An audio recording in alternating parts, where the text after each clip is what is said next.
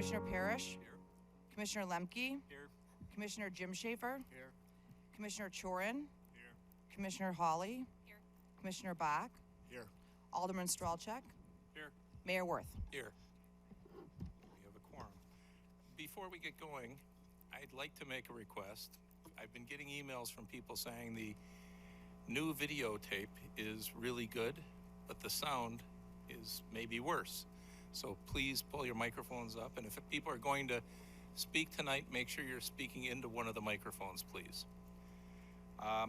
The first item on our agenda is a public hearing on Boulder Venture for Associated Bank and Panera Bread. Do we have a motion to go into public hearing? Move to go into public hearing. Second. Motion and a second. All in favor? Aye. So this is a public hearing. It's an opportunity for anybody who wants to speak about the Panera Bread. Excuse me, I skipped it again. Can we have we're not in public hearing. Forget that motion. Can we have a motion on the minutes, please? Move to approve. Second. Any comments on the minutes? All in favor, say aye. Aye.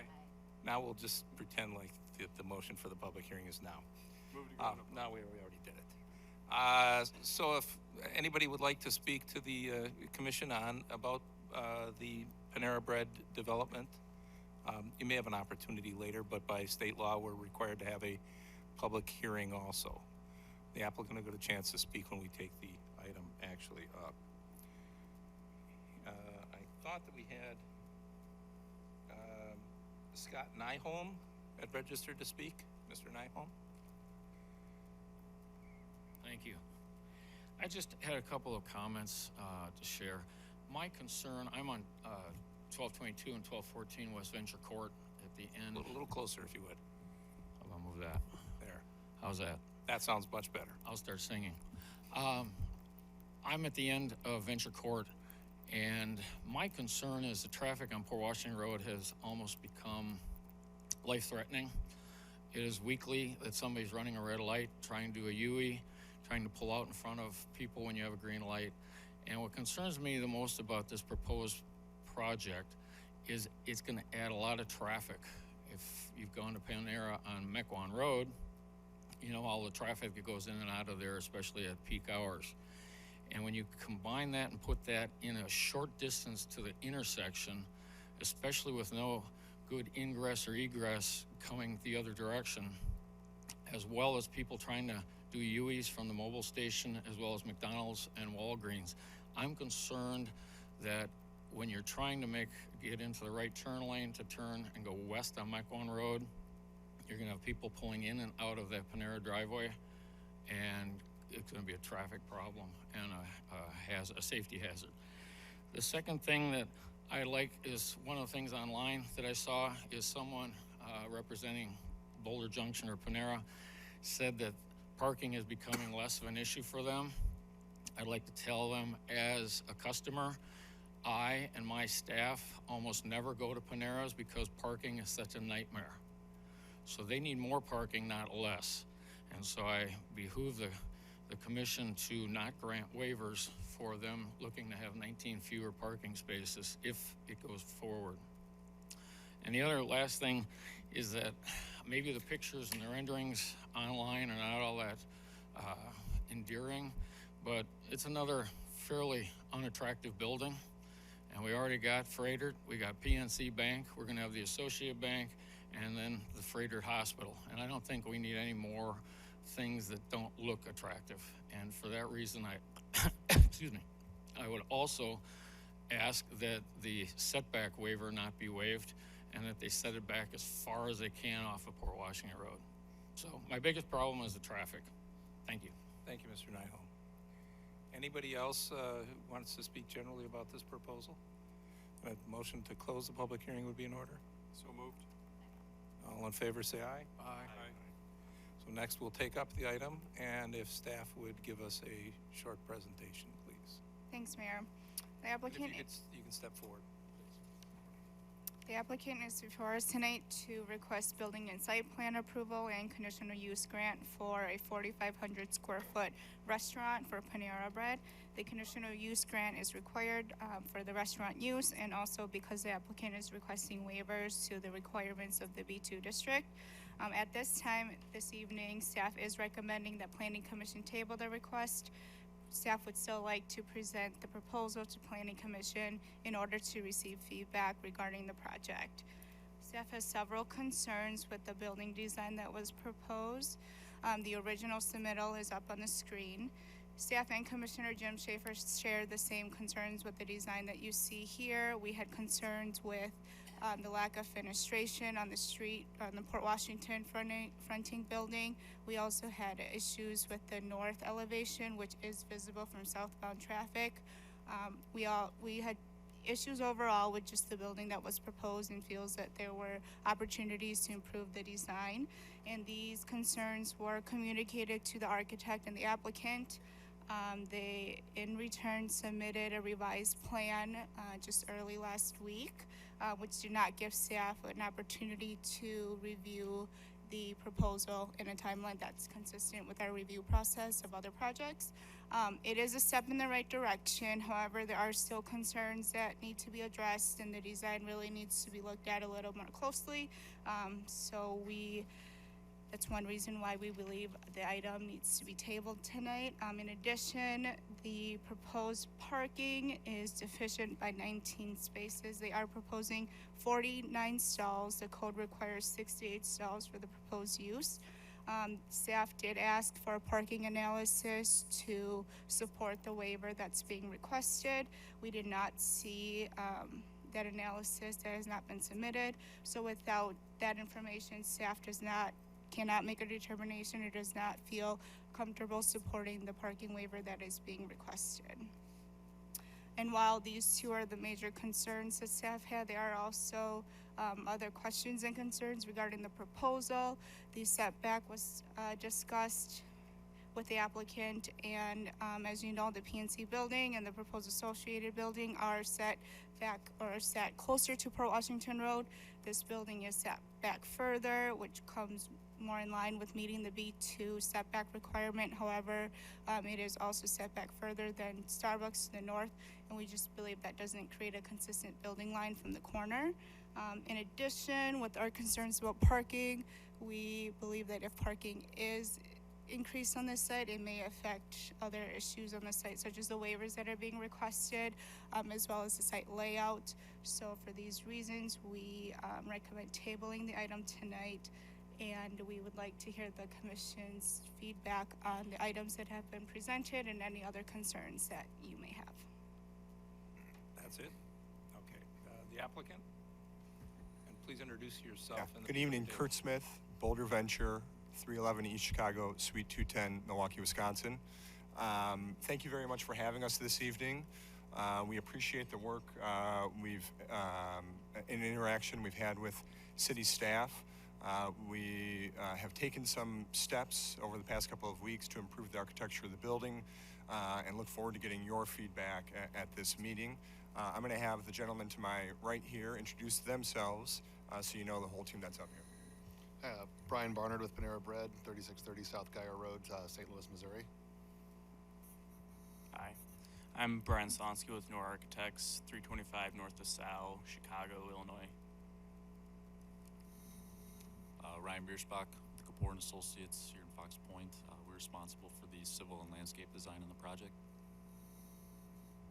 welcome. If anybody has any immediate comments or thoughts, we're happy to take those. Otherwise, Brian can talk about the architecture and the work we've done over the past couple of weeks. And then Brian to my right can talk about the parking. And then Ryan and Brian from Panera can talk about the setbacks. But we're open to your comments initially. No, now's an opportunity to make a presentation, then we'll discuss it.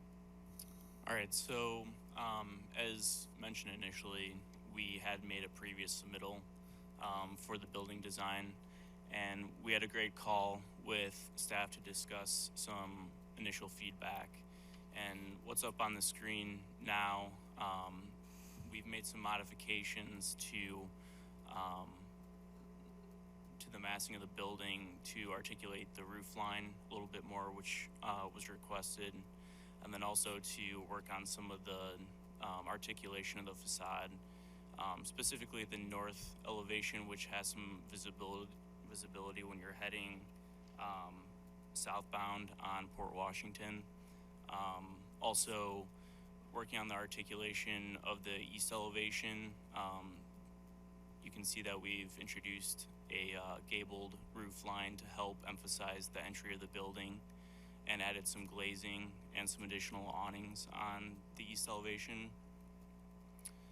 The south elevation, which is visible when you're heading northbound on Port Washington, also has our patio on that side, and we increased some of the articulation on that facade as well.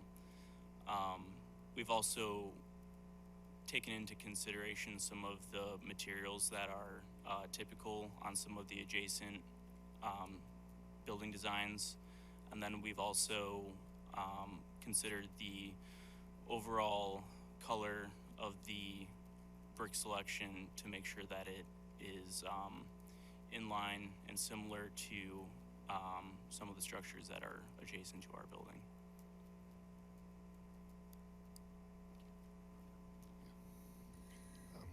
Again, thank you for having us here tonight. We want to talk through these issues that staff has. In regards to the parking, and I'd certainly apologize to the gentleman who was up here earlier. We definitely don't want to become a place like Yogi Berra mentioned, where we're so busy nobody goes there anymore. But parking is very important to us, as are the other pieces of our business. Panera started about 32 years ago and was an inline bakery cafe where you just basically ate there. There wasn't a whole lot of carry out. There wasn't much else. 15 years ago, we introduced the drive-through concept for our bakery cafes, which immediately saw about 30 to 35% of our sales going through a window. So we still don't have the numbers that fast food like McDonald's or Chick-fil-A see, which is 60 to 80% of their business goes through a drive-through window. But it is still a significant amount of our business that isn't staying inside anymore, and does have a decreased impact on our parking requirements when we do get that drive-through component added.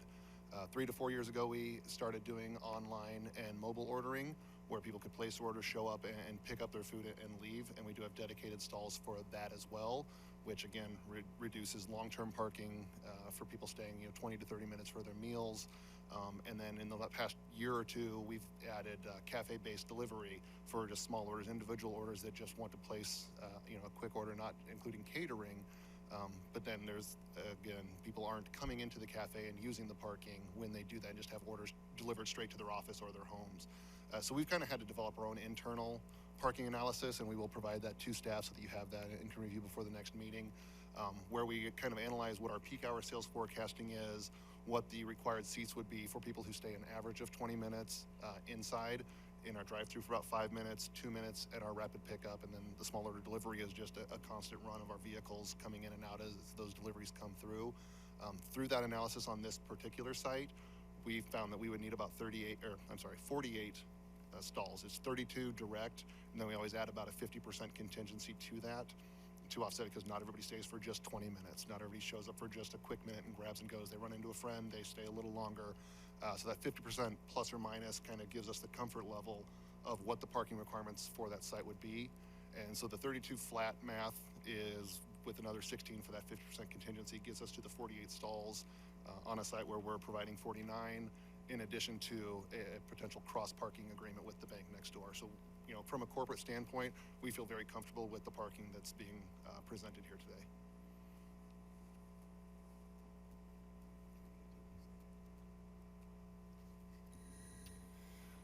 In terms of the building setback, initially the plan was to have some parking stalls on the east face of the building. After reviewing that idea with staff, determined that that was a traffic and safety hazard. You would have people backing out of parking spots into a driveway. Didn't seem like a good idea. So we shifted parking away from that east face and moved a patio on that face of the building, really to eliminate that matter. The reason we set it back a little further than the Associated Bank is Panera receives their deliveries with a 62-foot trailer. So in order for it to make the left-hand turn into the site and then make a right-hand turn into the back of the project for the delivery, they need that space. Additionally, the space of that driveway allows for traffic to smoothly move into the Associated Bank parcel for the bank customers that want to come. Obviously, recognizing the comment earlier at the public hearing, Associated Bank is going to have customers that come and go from the branch. Obviously, Panera is going to have customers that come and go from the branch. And we felt as though setting the Panera Bread a little further back and allowing that drive aisle to be a little wider would be a smart move from the perspective of automobiles moving in and out of the site safely. So that's how we arrived at the setback, and that's something that obviously we can discuss. Thank you. I believe those are all the comments. Thank you. Anything else from staff? And I think that anybody from the public who wanted to speak has, so we'll turn it over to the commission. Mr. Schaefer. Hi. When we first saw the building, I saw it at this size, so it was kind of hard to tell all the details of it. But I still think that you need more articulation at the roof line. I wasn't necessarily looking for a pitched roof, but just something to differentiate the three masses. I also am a little concerned that the building next door, the Associated Bank building, is very bright, and this one appears to be very dark. Now, I don't know if that's just the print that we received or if it's the iron spot brick, but it looks to be in complete contrast to the other building. I also would like to see a little more windows or articulation on Can you talk in your microphone, Jim? Oh, sorry. I'd like to see a little more articulation or windows or something on the north elevation, because that'll be very visible from the road, because it's some distance from the other building. Other than that, I have no comment, other than, when I looked at that site plan, I kind of differ with staff on this. I can see why the building is where it is, and I don't think you can really move it much closer because you have a driveway there. And unlike staff, I kind of like staggered buildings. Other than that, I appreciate the effort that you put into changing it, and I'm sure it'll turn out well. I want to echo Jim's comments on the architecture. I think some more delineation on the east facade that you've done with the change, and on the north, I don't like the gabled roof per se, but I don't have a good suggestion offhand. Looking at the site plan, you've got the sidewalk that runs along the east face of the building to nowhere. I mean, I'm trying to figure out what its purpose is, and wondering whether if you slid the building towards the east, capturing that space, would that be enough to add any stalls to the back side? And the sidewalk connects to the Associated Bank and then to the detention pond. So I'm wondering what the purpose of that walk would be. But I don't know if sliding the building then towards the east would give you enough to gain the parking that I think we need. So those are my comments. Anyone else? Mr. Strelchek. I think as we're evaluating setbacks, this mic's not working great. I think as we're evaluating setbacks, we need to keep in mind that the adjacent building, being the Starbucks building, was built when Mequon Road was a two-lane road. Mequon Road expanded and took over space of their property line, leaving them with just a sliver of drive traffic and barely any parking. So they made do with what they had after the fact. When they built that building, they didn't plan on that road expanding into that space the way that it did. And with these buildings, we have the opportunity to at least put them in their appropriate place. I do also disagree with staff. I think the setback of this building being a little bit further is appealing to me. I felt that the building next door that just got approved but hasn't been constructed should have been back a little bit further as well. So I'm pleased to see that you're placing this a little bit further back. I think architecturally, there's a strong lack of windows on anything except for the one or two facades. The other sides are just really plain. I'd like to see a little bit more of the details, just kind of giving that building some mass and some presence and some timelessness. I think if you go through the new development next door and you see what St. Paul Fish has done architecturally on the outside of the building and Spur 16's done, it's a different district and it's not something you have to mirror, but I think architecturally they went kind of to the next step. They went clean, simple, but they went modern in certain ways, and it feels like a more high-end building, and I'm concerned that the Panera building would be something that would look aged in a relatively short period of time. I'd like to see a little bit more on the roof. I'm okay with a flat roof if the sides have some really cool articulation, but I do struggle with the plans as shown today. Parking, I'll just be very vocal about that. Anytime you've got fast food, and once you get approved for a use for a particular restaurant use, that parking has to fit city standards. So whether you've analyzed it internally via Panera or not, we have to seat and we have to park for the capacity of your seating within that building and the size of that building. So that is something that where you may come to the table with some backing for it. You can try to run the flag up the pole, but again, the city staff will most likely object to it, as we may as well. We probably would. We need to make sure that you're appropriately parked. It preserves your business in the long term. It preserves the value of the building in the long term. It preserves the use of the building in the long term. And I think it's the right thing to do, at this site. I would be flexible with shifting the building one way or the other based on the semi deliveries. It's something I didn't really take as much into consideration when looking at this. I'm glad that you brought that up. I'd also like to thank Panera for looking to reinvest in the community. I've been to your restaurant multiple times. I think you're not just fast food, you're higher end fast food, and I'm really pleased to see that you're staying, and I'm looking forward to seeing what you do with your expansion. Thank you. Anyone else? I have a couple of comments. I do think the revised plan is substantially more attractive than the original plan. I do like the pitched roof. I'm not real fond of flat roof buildings that look like blocks. But not that there can't be a flat roof building.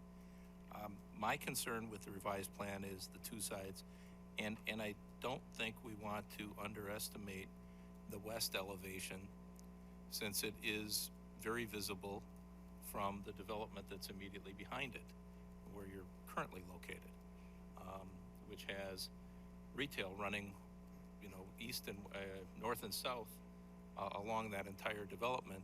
It needs to be a building that's going to be attractive to people who are there also.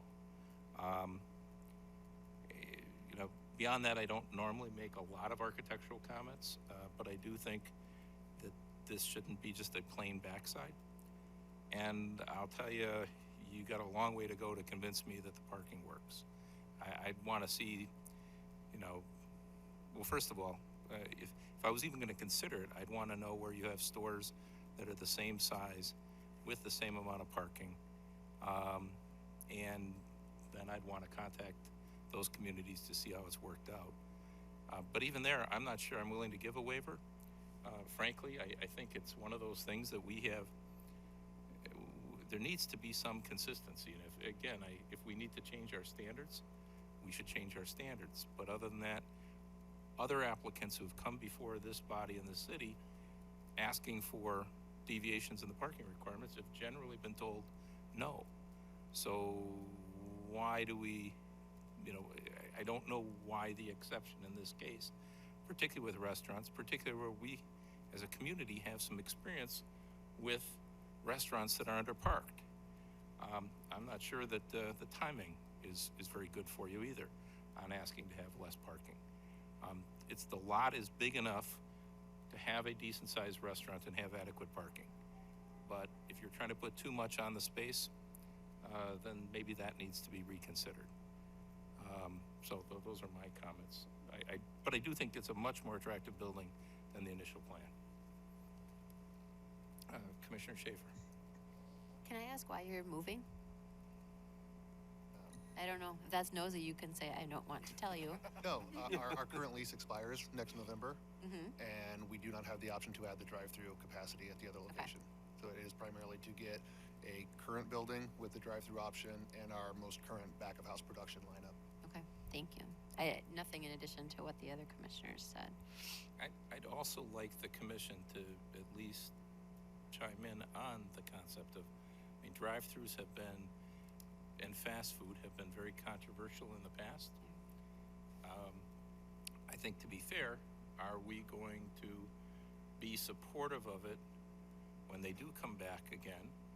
Or do we need to let them know that some people aren't going to be supportive of it, because that's, I'm certain, important for their planning? Commissioner Schaefer. I'll just keep rolling. So I'm glad that you brought that up, because I had thought of it and then it leaked out of my head. But I think one differentiation here is the location, where if Taco Bell, as a recent contentious drive-through, relatively recent drive-through project, as an example, I think part of the resistance there came from the fact that it was adjacent to some residential area. We don't have that in this case. And the rest of my rationale is probably really subjective, because I use Panera drive-through and I don't use Taco Bell drive-through. Yeah, but that can't be our standard. I understand that. Mr. Parrish. Are you under a fast food, like SIC code designation, or? It generally depends upon the municipality, nothing international. Fast casual with a drive-through just doesn't seem to be a concept that a lot of ordinances have taken into consideration. It's a relatively new concept where, even civil requirements and such and parking requirements are based upon either a sit-down restaurant or a drive-through restaurant, and we fall somewhere in the middle of those. Yeah. Well, no offense to other fast food, because I do think more highly of Panera's, and would hope that you're not classified in the same boat.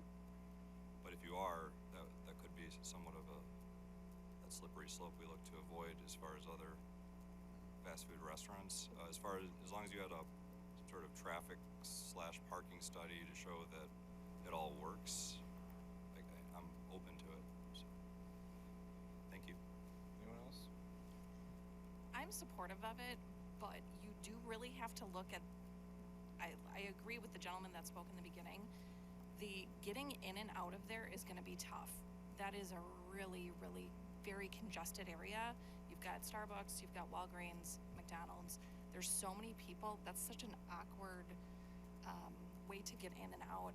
I would just caution you on that. Mr. Bach? I was going to say the same thing. I support the drive-throughs, that they're everywhere now. Banks, Walgreens.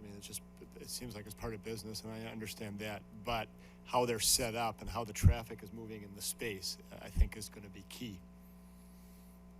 Well, I'll comment. I don't really have a problem with drive-throughs, but I do know that has been a bone of contention for years, both at the council and at the planning commission. And I just think we need to be consistent, not based on I like one restaurant better than another.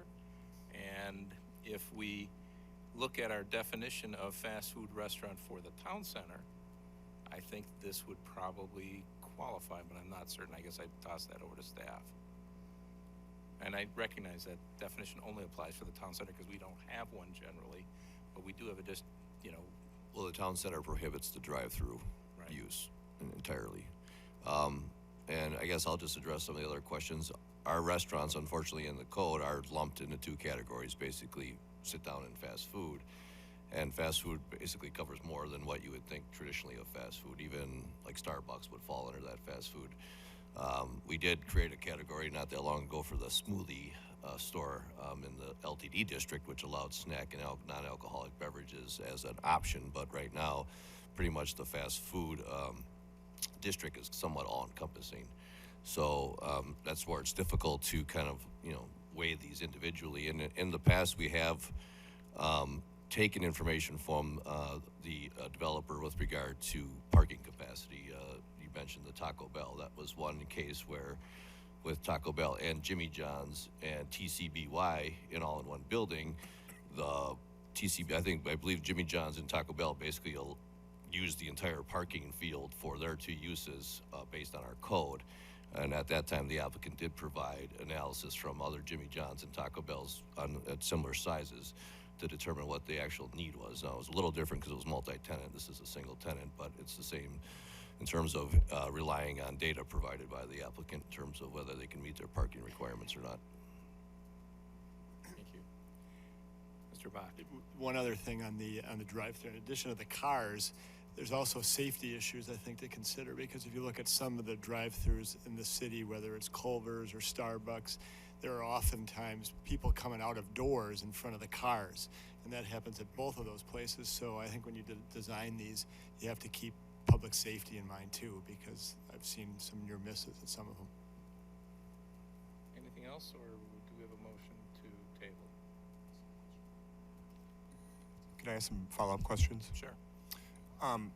So it seems that parking is a subject that we need to work on. Two things we can, as a group over here, work with. The Associated Bank property next door has 43 parking spaces.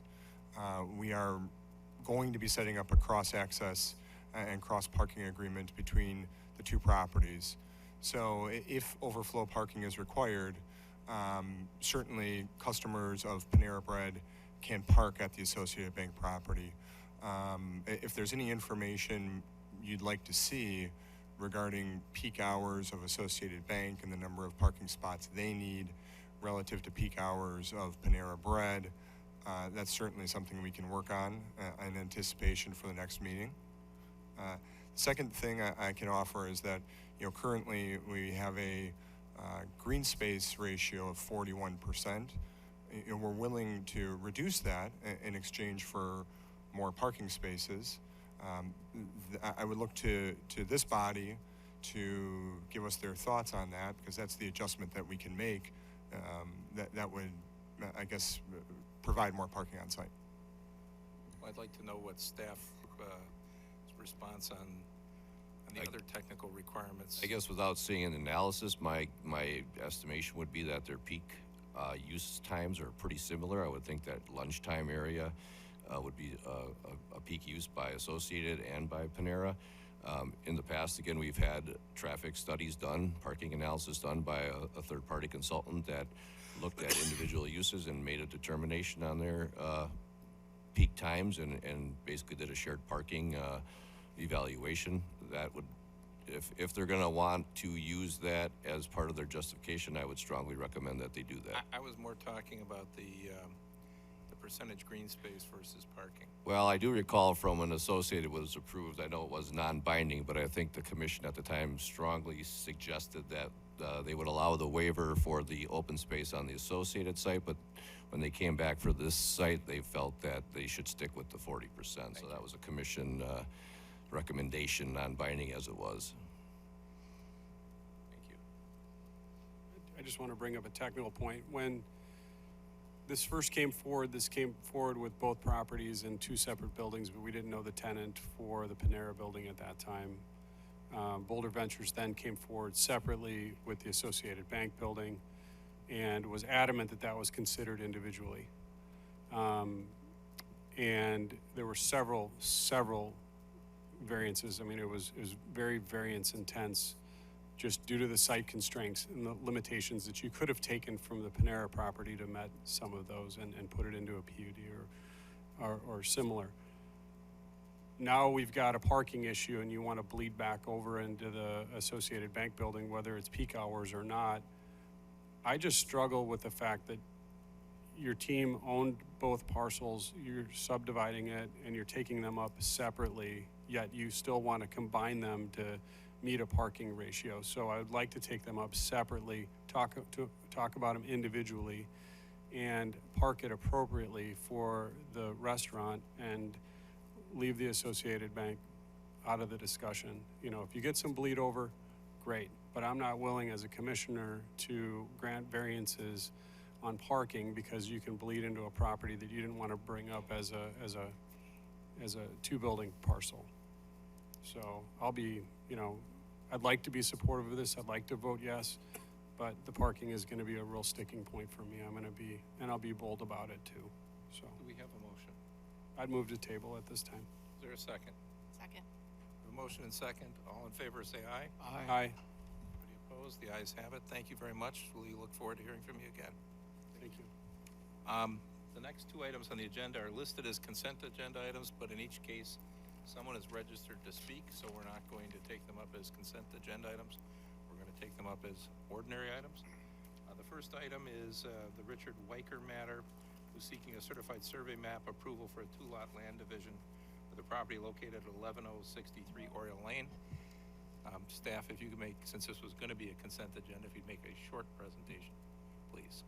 Thanks, Mayor. So the CSM is for a two-lot land division. Proposed lot 1 will be 1.84 acres, and proposed lot 2 is 1.6 acres. These are consistent and meet the requirements of the R3 zoning district, which requires 1 acre minimum. Proposed lot 1 and lot 2 are both currently vacant. Access to the lot right now is shown through a private easement off Oriole Lane. As a condition of approval, staff will add that a shared access agreement be approved by the city attorney to allow access to lot 2, also from Oriole Lane. The city forester did walk the site and noted that specimen trees are located, but they are concentrated on the perimeter of the site. So staff added a condition of approval that if any specimen trees are proposed to be removed, that they come back for planning commission approval. And I'll let Bridget talk about the other issues on site. So there are wetlands on the site. They do have them located on the CSM. They are missing the setbacks for that particular wetland, and we will need a wetland delineation report that confirms that that is, in fact, the wetland that was delineated.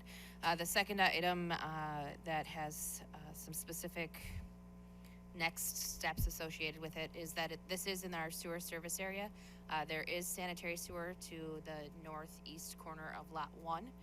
There isn't water access to that lot, so a water deferral agreement will need to be approved by the Water Utility Commission. Thank you. Mr. Adam Jarrell, registered to speak. Mr. Jarrell, if you'd like to come forward, please.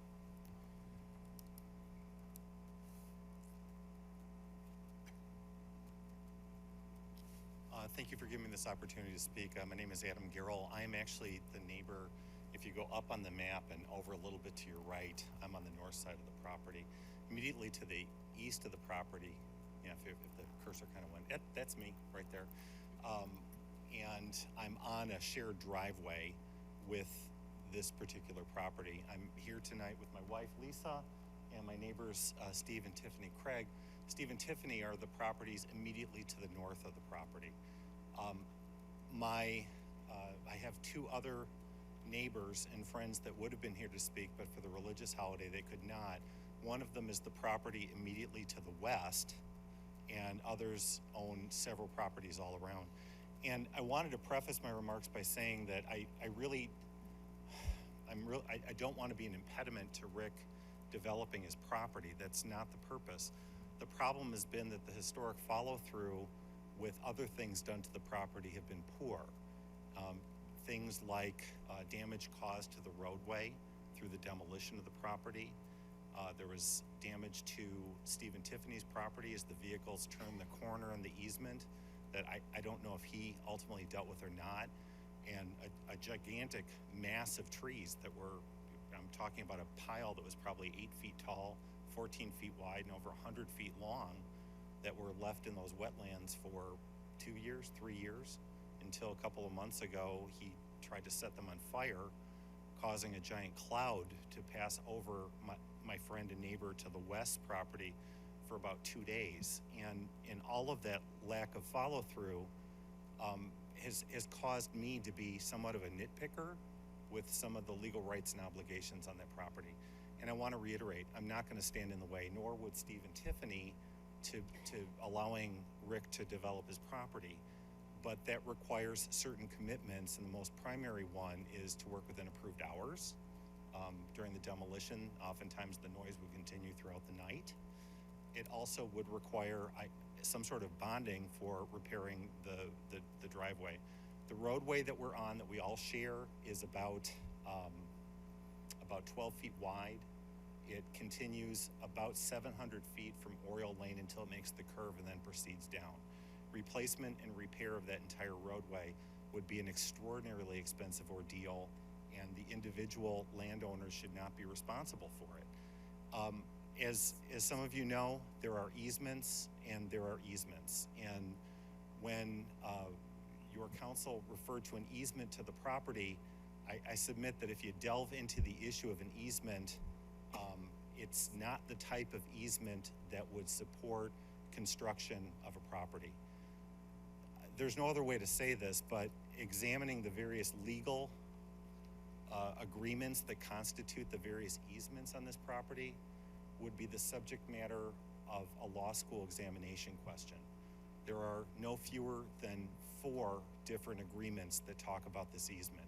The first was created in 1954, then modified a few months later as there was an observed error in it.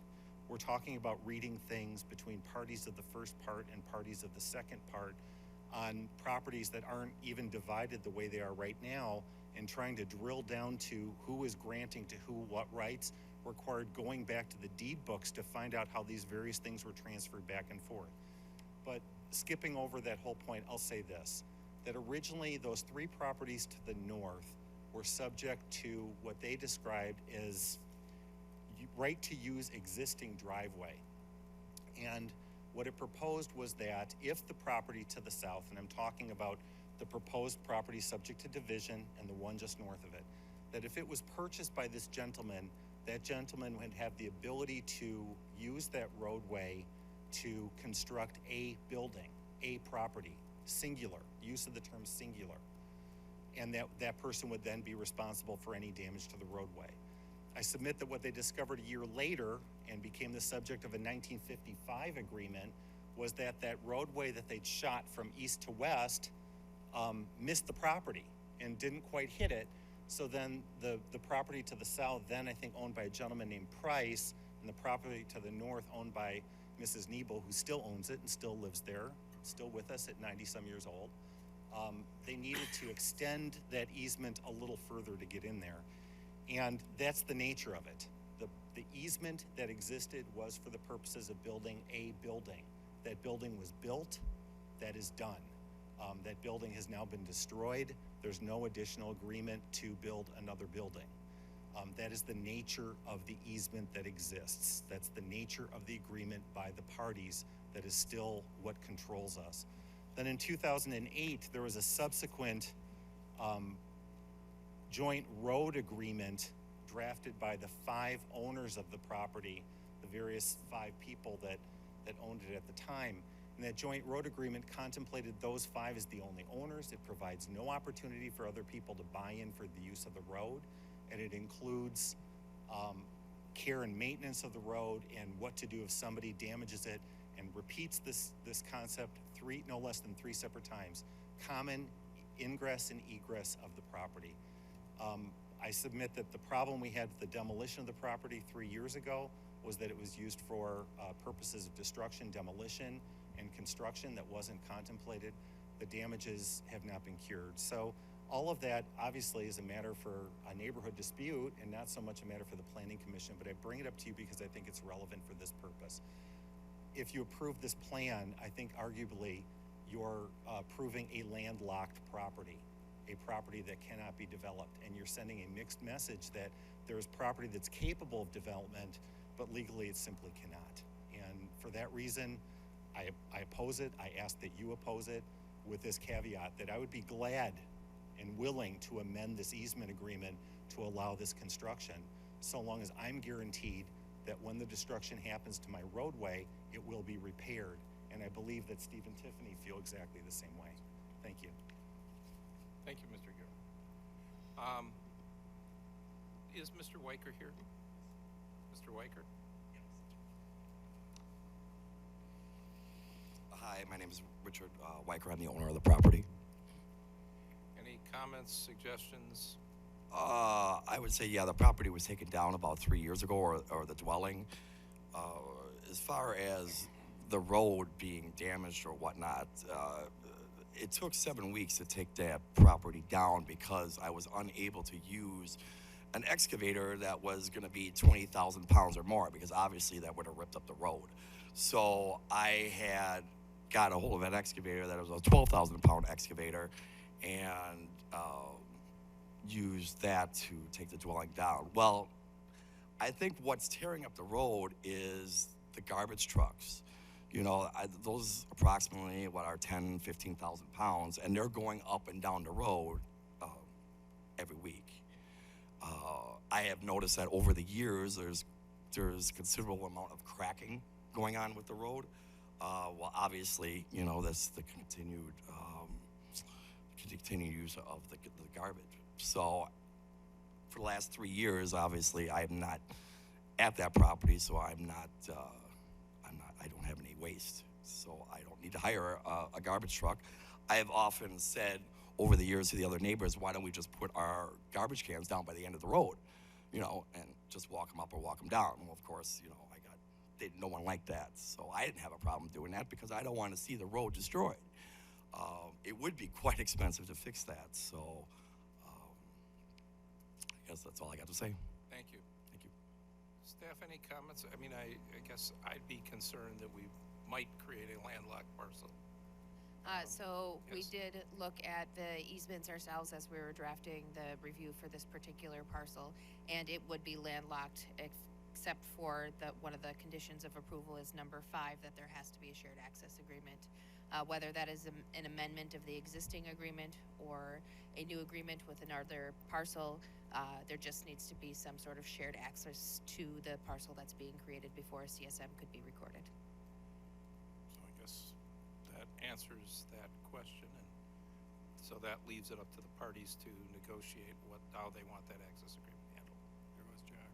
Mr. Zeta. Well, typically what we do, this is kind of something what happened here, a number of years ago on Caredale Lane, where there was a debate amongst the owners whether there was legal access or legal ability to split.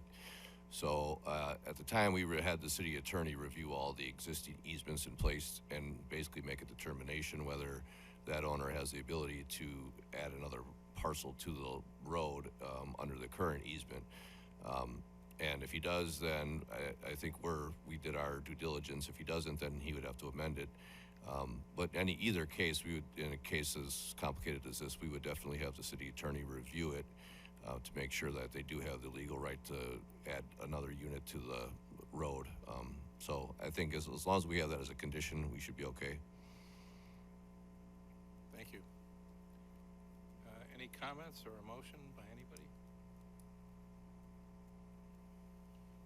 I'll make the motion, but before I have a long private driveway too, and I think you guys should have a reserve account, and you should be planning ahead for road deterioration. And that's just a side note, but would like to make a motion to approve as based on the staff's conditions. Second. Motion a second. Any discussion? Just got something really quick. I'm leaning towards approval, and it's based on the fact that Mr. Girl's concerns would be addressed. The shared access agreement, you know, if the shared access agreement isn't covered legally as it sounds like it is, my hunch is that Mr. Girl's got full capabilities to work through that and propose something that would work for all parties involved or work together. I wouldn't approve just a landlocked parcel otherwise, but the provision in there that this isn't, you know, that they have to establish a shared access agreement to be able to access both parcels gives the neighbors some backing, and I think it gives the city some backing as well. So, We have a motion and a second. Any other comments? All in favor, say aye. Aye. Anybody opposed? No. The ayes have it. And good luck. The next item is Pinnacle Engineering Group for Jim Forster, seeking a fill permit. Since this was on the consent agenda, if we can keep it even shorter. Oh, there's one person who is not sure whether he wants to speak. So after you give your short presentation, we'll ask I'll him. make this really short. So Jim Forster is proposing to do a condominium development on what's known as the Lexington Square development. This came before Planning Commission previously for building and site plan approval. What they missed in their application was that they also needed the minor request for fill. When they got to that point of their plan review process, that amount was greater than the 1,000 cubic yards. So they do need Planning Commission approval for that.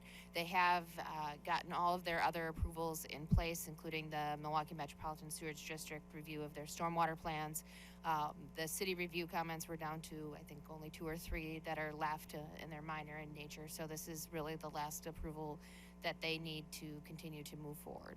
With there being more than 1,000 cubic yards of fill being, or actually excavated material being removed from this site, they will need a haul bond, which is traditional for those larger. I got 1 or 2 sites. emails today from people who live in the area asking, or saying that Mr. Forster's worked with their neighborhoods very well, but he apparently forgot to talk to them about this. But this really is consistent with the rest of the plans that are already approved, isn't it? Yes. Simply a technicality under the plans that are approved. Correct.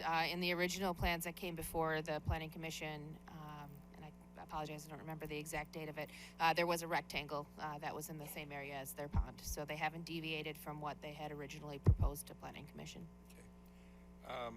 Mr. Burson had submitted a slip. Do you wish to speak? Apparently.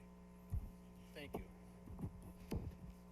I'm Bernie Burson. I'm the president. Pull it closer, please, not further. Yep. There you go. So we can hear it. I'm Bernie Burson, president of the Eastbrook Association. We've had a good relationship with Mr. Forster, and we were looking forward to input as he has been doing. However, we didn't get any on this until we got the little green card. What we are concerned about is the water. Astor Woods, which is next door to Eastbrook, when that was built, there was a problem with their pond that they put in, and it cost us about $60,000 to rectify our problem that was caused by them. So we're quite concerned about a new pond. We want to know where it's going to drain, the whole thing about really what's going to happen to the water. Our north pond drains right towards that new pond. So we want to know what would happen if there was a flood or whatever. I've been told tonight that the new pond would be lined with clay, so the water would be fairly intact. But we really would like to have a little time to have a water expert maybe take us an outside look at it, just to be sure. Thank you. Thank you. Mr. Forster, are you here? He is not. He is. There he is. Surprise. Jim Forrester. I will have to apologize. I did not let Bernie know about this. And it came as a surprise to us that we needed a permit to dig the pond out when we got all the approvals on the design and the development along the way. If so, we would have asked for it at the time when it was approved. I did not bring my engineer because I figured it was a consent issue and it was just going to go through because it was all approved other than taking the material out of the pond and digging the pond. Thank you. Ms. Henk, you looked like you wanted to say something. I was just going to speak a little bit to what happens in those large storm events. We do look at emergency overflows. Where does the water go if it is greater than a 100-year storm event? What happens if we had a 100-year storm event one day and then have another one the next day? Where does that water go? So we did do that full analysis of does the water get to where it needs to go? And ultimately, if we have those larger storm events, there's going to be a lot of water. But it does have a safe route through the southeast corner of the pond area and then past some of the existing buildings in the Lexington Square property down towards Port Washington Road. So if the pond on the adjacent subdivision is overflowing and this one is overflowing, it does have a safe route out. Any discussion or a motion? Motion to approve. Second.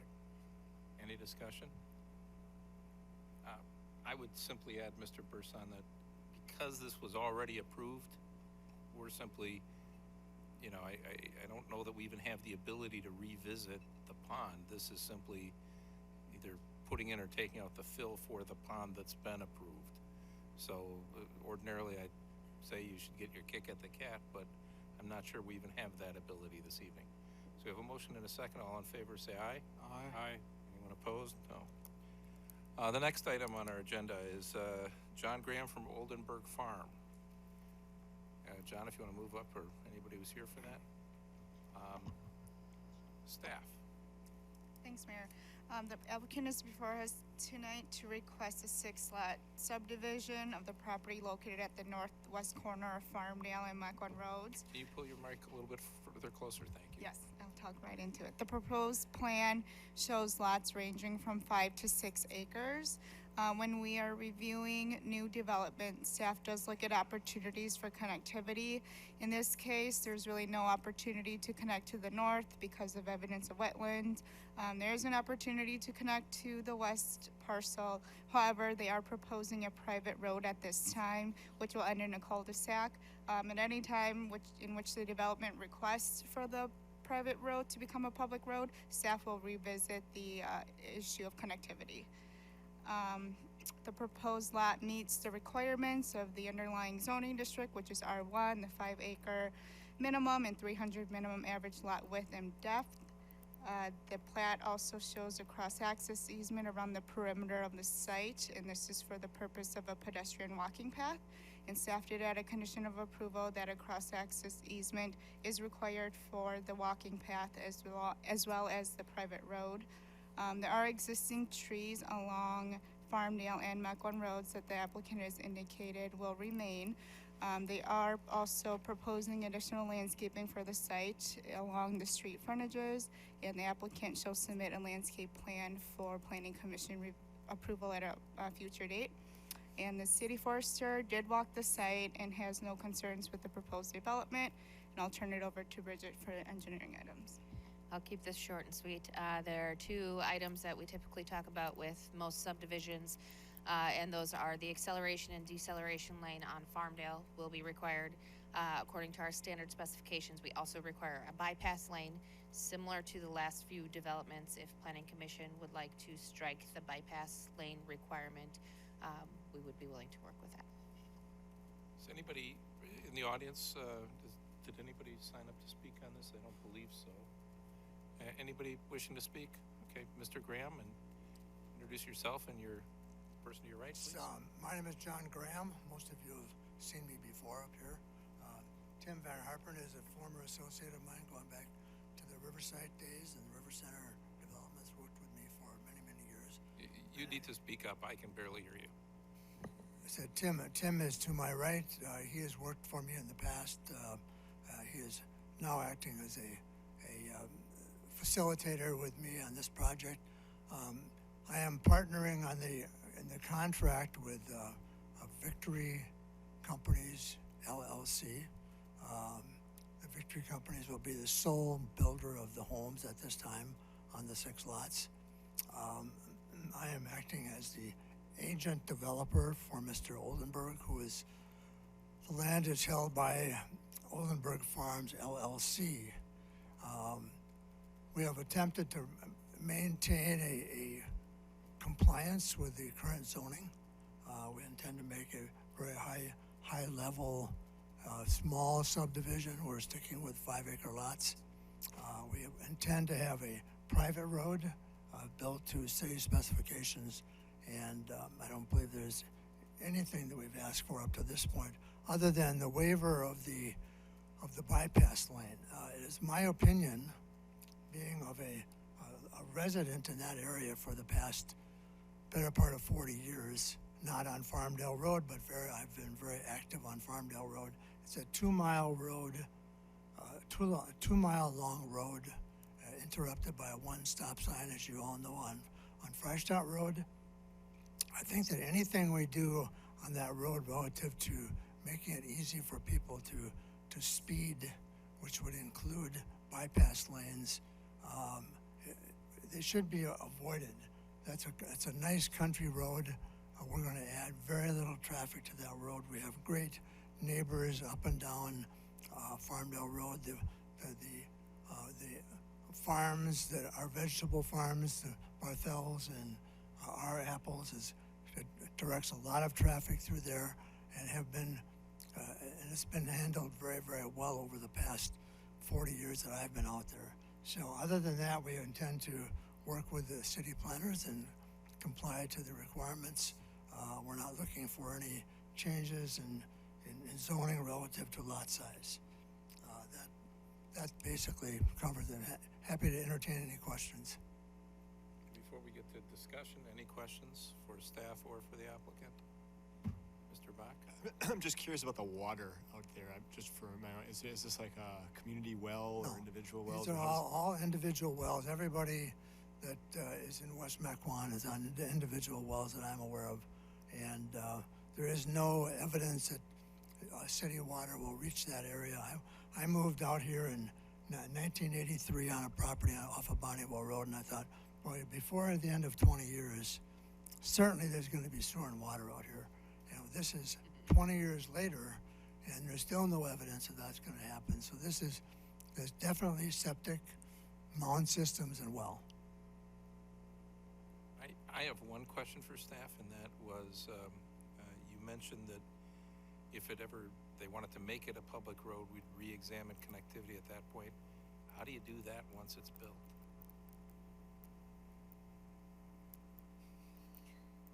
Well, we have an area to the west side of this property. Should we opt for a public street in the future or request one, we have a space provided that would allow conductivity if we want that. We don't have no intentions of doing that. You can see on the map that we have an area that is basically goes east to west, and I don't see that that's going to happen, but if it does, obviously we'd have to provide. So is that an easement or a reservation, or what would that be? Well, it would be an easement at this point. It's not a reservation because there's no, obviously, public road as part of the development. Okay.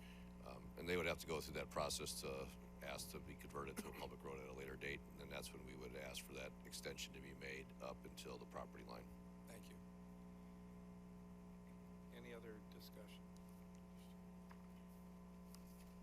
Jack, is the cul-de-sac as it's shown, would that be something that could be converted to a public road with the specifications shown tonight? Sure, I believe everything that they're showing it in terms of design meets our standards.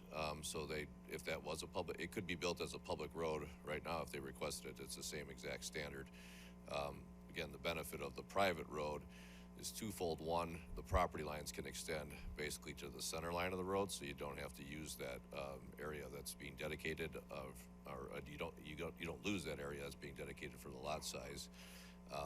And then the issue of connectivity, if it's a public road, we always look to at least make a connection with these private roads. Obviously, we don't force that issue. And they chose to go down this route as more of a secluded development, basically. Which I fully support. My other question is the gap in between lots 3 and 4, is that wide enough currently as shown on the map? If they would extend a road, is that wide enough for the road, or would that encroach on private property and we'd have a headache in the future? We would make sure that we would need 60 feet there, so if we don't have it, we would ask for it as part of this approval. I don't know, I'm not sure what it shows on there. Mr. Chor. It's not dimensioned on the plans, so we don't know if it's 60 feet or not. That would be appropriate for when we get around to a motion to add that in. Mr. Chor. Jack, does the plan show the deceleration lane?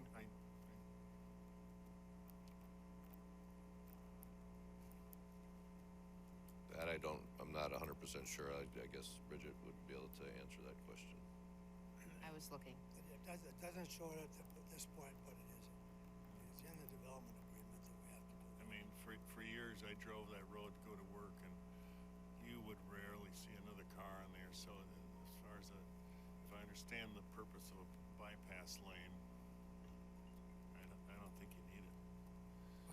I think it tends to make a country road look more city, and I'm not sure that's appropriate in that part of town anyhow.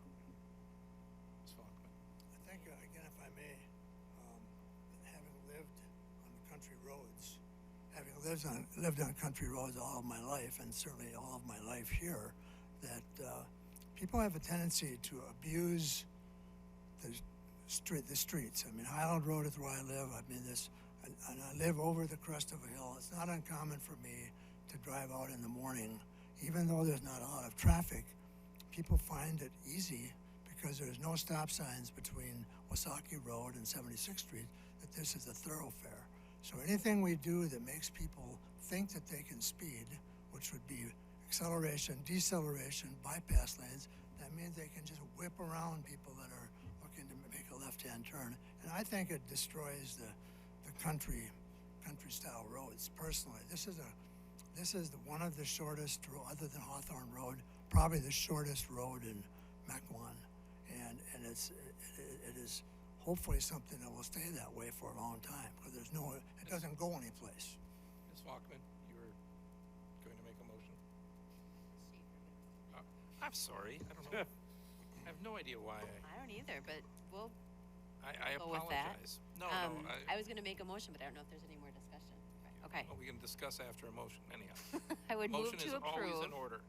Move to approve with the exception of I would delete condition 13 of staff's recommendation and add that the plan has to allow the 60 feet of required space should the connectivity for public road be required in the future. Commissioner Schaefer, does that also include Second. 12 and 13? Oh, I don't know. Do we care? I will accept a friendly amendment if someone would like to also delete the acceleration and deletion. I removed 13, which is the bypass lane. That would be my motion. I would second that. So just to be clear, the acceleration and deceleration lane has not been waived for previous subdivisions. The bypass lane has. Okay. And the purpose of an acceleration, deceleration lane would be to join traffic versus get out of traffic. I like removing the bypass lane and leaving the acceleration and deceleration. I just think the turn in is an easier turn going into the subdivision. And it also, like with school buses, if it's a private road and the buses don't go down there, it gives them a place to get kind of off the road a little bit with those kids. You know, your argument that people speed on country roads is actually working against you because that's a reason to put in a bypass lane so somebody doesn't get rear-ended. But I think with these smaller subdivisions and the short span of that road, and having driven it for years as well as a shortcut road from going from point A to point B, it's not a heavily trafficked road, and it's definitely a manageable road. And from what I remember, the visibility is good coming up to the subdivision. So I would be supportive of leaving the acceleration decel lanes, but removing the bypass lane. We have a motion and a second. Any other discussion? All in favor, say aye. Aye.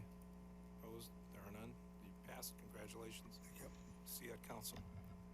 The next item is NOR LLC for Brixmore SPE 1. Please come to the table, staff, if you could tell us where we are since the last meeting.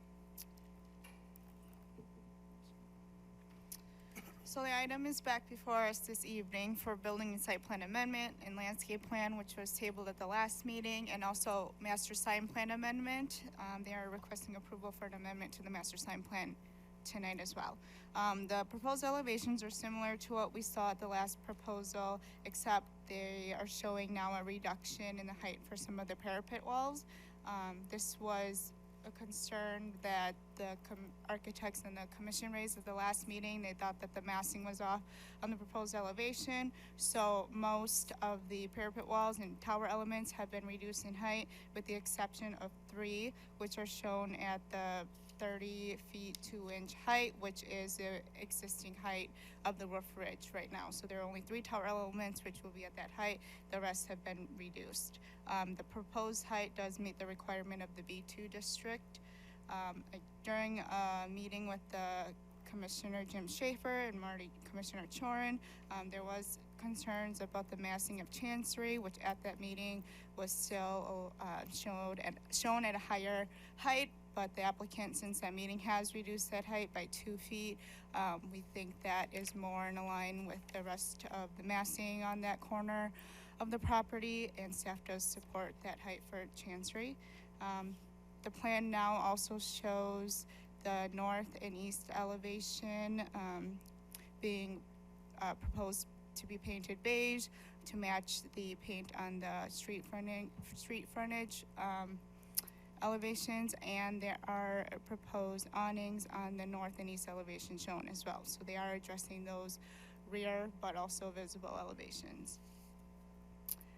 Based upon the comments and concern expressed at the last meeting by the commissioners, staff did meet with the applicant to address the configuration of the site. Staff did offer some recommendations for improvements to the traffic flow. However, the applicant indicated at that meeting that they are unable to commit to any changes to the configuration of the site at this time due to the limited funding and also due to existing lease agreements. So no changes are proposed to the site configuration as part of the site plan amendment tonight. The site plan amendment does show sidewalks to be replaced, and as previously discussed, landscape beds adjacent to the building would be removed and paved. However, staff added a condition that the removal of these landscape beds should be approved with the landscape plan amendment and is not considered approved tonight as part of the site plan amendment. The site plan also shows new trash receptacles and benches for the site, as well as improvements to the trash enclosure. Staff is adding a condition of approval that the southernmost dumpster enclosure be addressed as well to address the concerns that were raised by the property owner to the south. That is not being shown as updated on the site plan at this time since it is not part of phase 1. However, staff added a condition of approval that those gates and that enclosure be updated as well. Again, at the last meeting, we did hear from the business owner to the south who expressed concerns about the condition of the south entrance. Since that meeting, staff has been out on site and we have spoken to a worker at the business to the south, and they did indicate that stop signs and pavement markings have been updated within the last month. So we believe that the applicant has addressed some of those concerns. However, we are adding a condition that, again, the trash enclosure be addressed, and we are adding a recommendation that if the new markings and stop signs don't address the conflicts at that south entrance, that there is an opportunity to install do not enter signs if there are continued wrong way drivers at that entrance. The lighting plan that is before us tonight for approval is the same that we saw last time. They are updating the fixtures and light poles on site. There will be no changes to the parking lot lighting. We're asking that they show that all fixtures would be full cutoff to meet the lighting code. And then the master plan amendment that is before us tonight does not change the size allowed on site currently. They do amend the language in the plan so that it addresses the changes that are being made to the building. So for example, right now the maximum height is 42 feet for a sign band area that is up to 6 feet. That's what the current building has, is a sign band area of 6 feet for a 42-inch tall sign. And right now the 42 inches is still the maximum, even though some areas are increased to 12 feet in height for the sign placement. The sign amendment also will allow a sign to be placed above 20 feet, and that is in 3 areas. It's for those 3 tower elements that we talked about.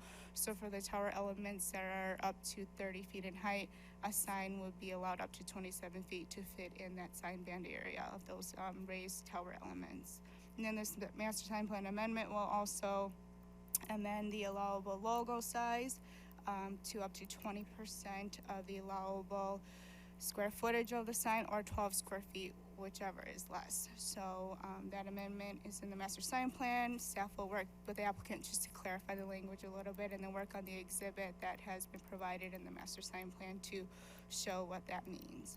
And then the landscape plan amendment, which was tabled last time. Staff is also recommending tabling the landscape plan amendment tonight due to changes that were recently submitted to staff. We were unable to review the landscape plan changes before this meeting. They are showing that they will be increasing, or they will be removing the landscape beds adjacent to the building as they previously discussed, but they will be increasing the landscape beds in the parking areas in other areas of the site to basically make up for the removal of the landscape bed and basically wash for the open space requirement. They will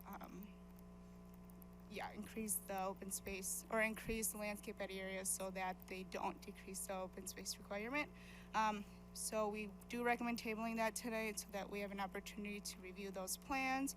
However, to ensure that the amount of money that has been allocated to the project does go towards landscaping, even though it's not being approved tonight, staff is adding a condition of approval that a letter of credit equal to the amount of the landscaping improvements on site be required prior to the issuance of building permits for the building facade improvements. So with that, staff recommends tabling the landscape plan and approval of the building and site plan amendment and the master sign plan amendment tonight. Thank you. Is anybody in the audience here to speak on this issue tonight? Seeing none. Gentlemen, what can you tell us? Thank you for making some improvements and for coming back. We look forward to hopefully getting this going. And what can you tell us that staff has not? First of all, good evening, Mr. Mayor, Commissioners. I'd like to introduce our team here. Mike Palella, Director of Construction for Brixmor. This is Brad Smith. He's my architect with Nor Architecture. Interestingly enough, from a different office. We didn't realize it was under Nor Architect here this evening. We have our land use attorney here with us this evening, and the Vice President of Property Management for us as well. Thank you. I would like to take this opportunity to thank you again for being in front of you guys. As you could hear from Papula, we've made significant strides, at least in our opinion, to advance this. We've taken the recommendations of staff. We've had meetings, and we've discussed numerous options in here. To our neighbor to the south, we did try to address any of those safety issues. I personally witnessed them myself. We've now made it clear that one side is for exiting, one side is for not. I do agree with Papula, if that still doesn't do it, maybe another sign would help. Aside from that, I don't know what else you can do to make people do what really they should do. So we definitely, we're a part of this community. We want to make sure that our neighbors around us understand that too, and we wanted to make sure that any safety concerns were addressed. As far as the architectural aspects of this project, we've taken all recommendations. We've lowered basically all except for 3 of the elements. So now I think that staff at least is on board with the overall look and that fear. Segueing with that was the signage package, which at the last meeting I didn't even realize was really the issue.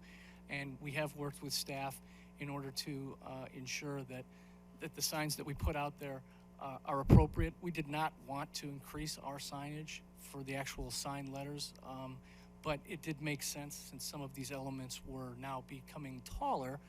We wanted to make sure that we could place them appropriately on those facades, and we have addressed that, and I think to a good resolution there. We have actually issued what I would call a 0-0. Actually, we're slightly in the plus on the landscaping aspects of this. Certainly, I would like to leave here with full approval, but I understand that the staff wants to review that a little further. They didn't have as much time. I was working with the civil engineer between now and then to come up with some solutions. We were working with our in-house attorneys to review leases and whatnot to find out if restrictions were there, which they are. So we've been kind of trying to get either to a net 0 or slightly above, and we think we have that. So we're hopeful that in the next month or so that will be resolved, and we'll be able to proceed with all of our work as that is. So we're excited, and we'd like to hear from you guys. Thank you. Questions before we get into discussion? Anybody? So, discussion. Oh, sorry. I wanted to thank the client. We had a great meeting with them. Jim and I met with staff and the client to modify the parapet heights, and I think what we've come up with we like and meets the city. So I want to thank you for your effort. You're welcome. Any other discussion? Yes, Commissioner Schaefer. Thank you. I have no idea where that came from, and I apologize. It's not even my normal alias, so I don't know. No, I got an email today from somebody, and I don't know what I was thinking. But, That's okay. And maybe this is actually falling under the question category, and it may go to both of you. So I think it's great. There was a lot that came away from the last time, and I know you must have worked very hard to address the majority of it, so thank you. One outstanding concern, I guess, or question that I have is around the phasing. So this is phase 1, which is great, and the outstanding pieces would be Sendix, that end to the south, Sendix, and then that standalone piece that has Neroli and whatever is in there, and then DSW and Bed Bath & Beyond to the north. I don't know if we have any precedent here where we'd be able to set a timeline where within which we anticipate those being completed. I know at the last meeting when we discussed this, we brought up Piggly Wiggly in that plaza, but that was perhaps at a different scale. I think this is great. I'm just not sure if there's a way that we can perhaps get some assurance of the completion of the overall project.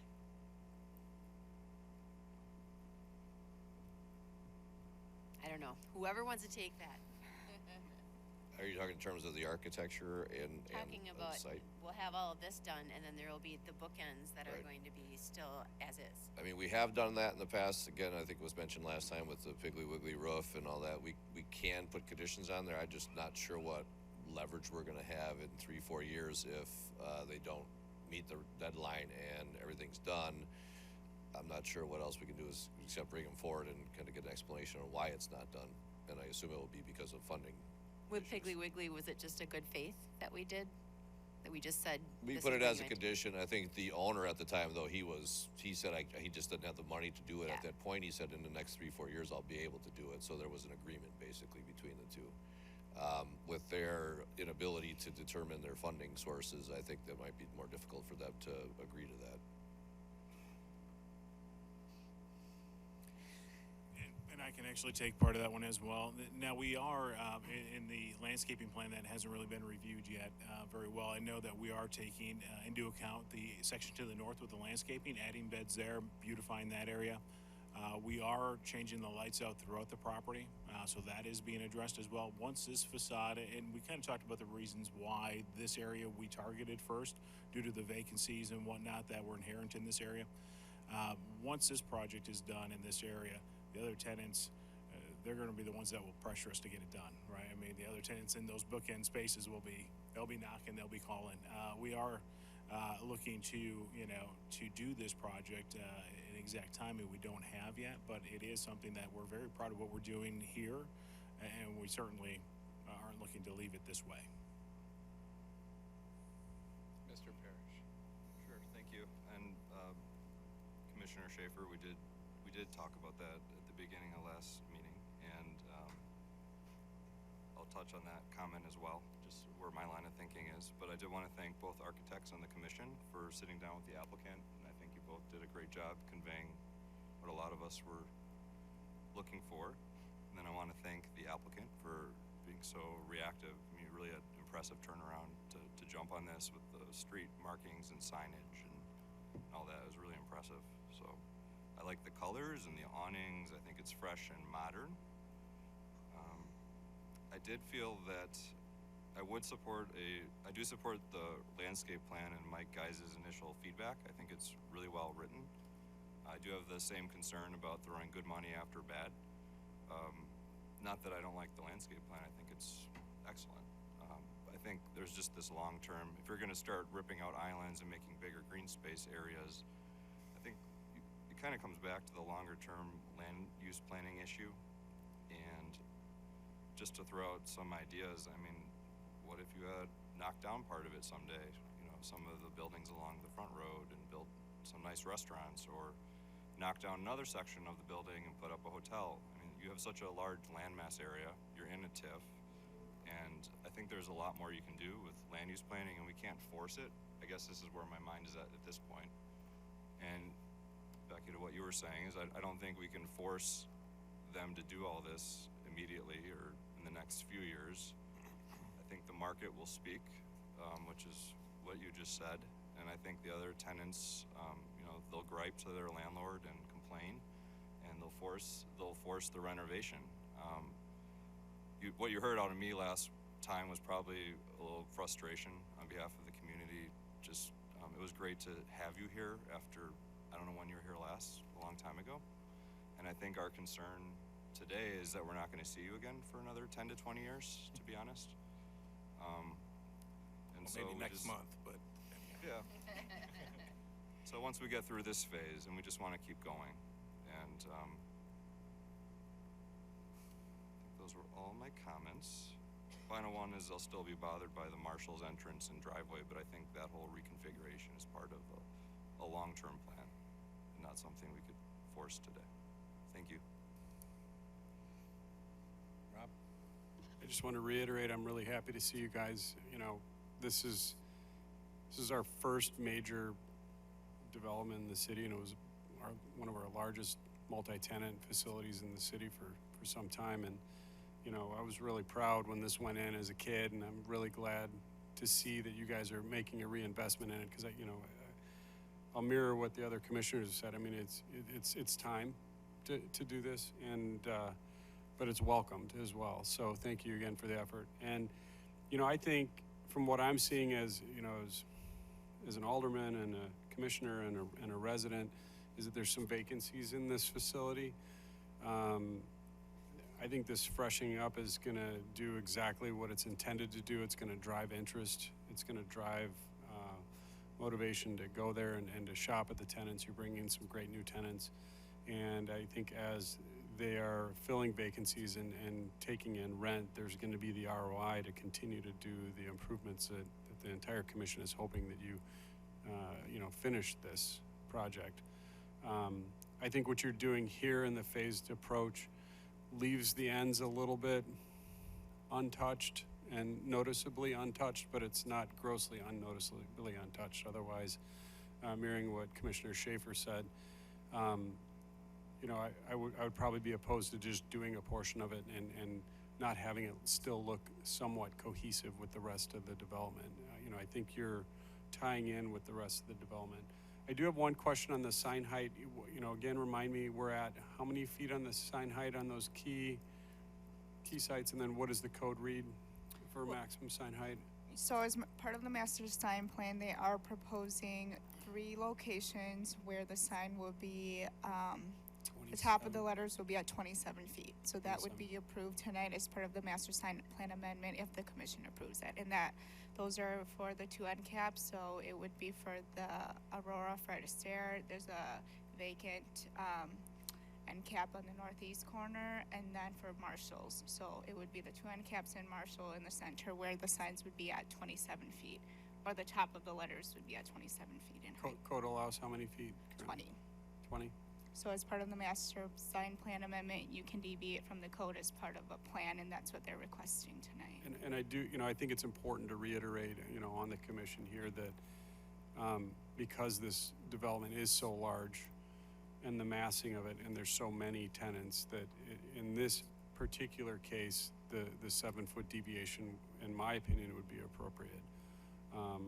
I'm not a big proponent of deviating from sign heights. In fact, I usually dig my heels in pretty heavy on it, but I think with this development in particular and the value of this project for our city, A, I think it fits, and B, I think it works well with what they're trying to accomplish, and I don't think it will stand out as a sore thumb as some would maybe have a concern with a different property that wasn't massed as large.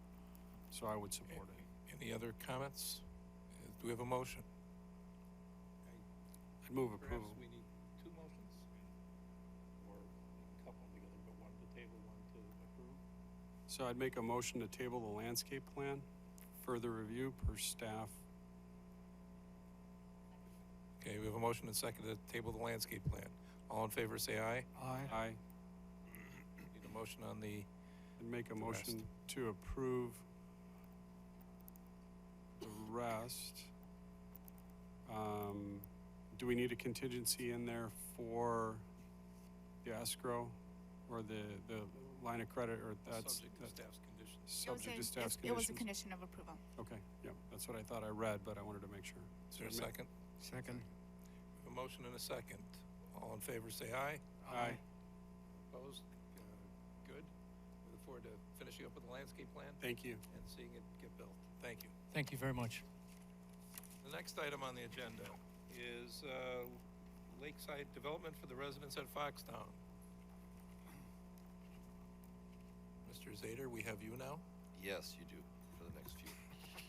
So this is a request for the pocket homes for the Foxtown development. This is 23 single-family lots, and of course, froze up on me as soon as I start speaking. This was consistent with the PUD that was approved for Foxtown.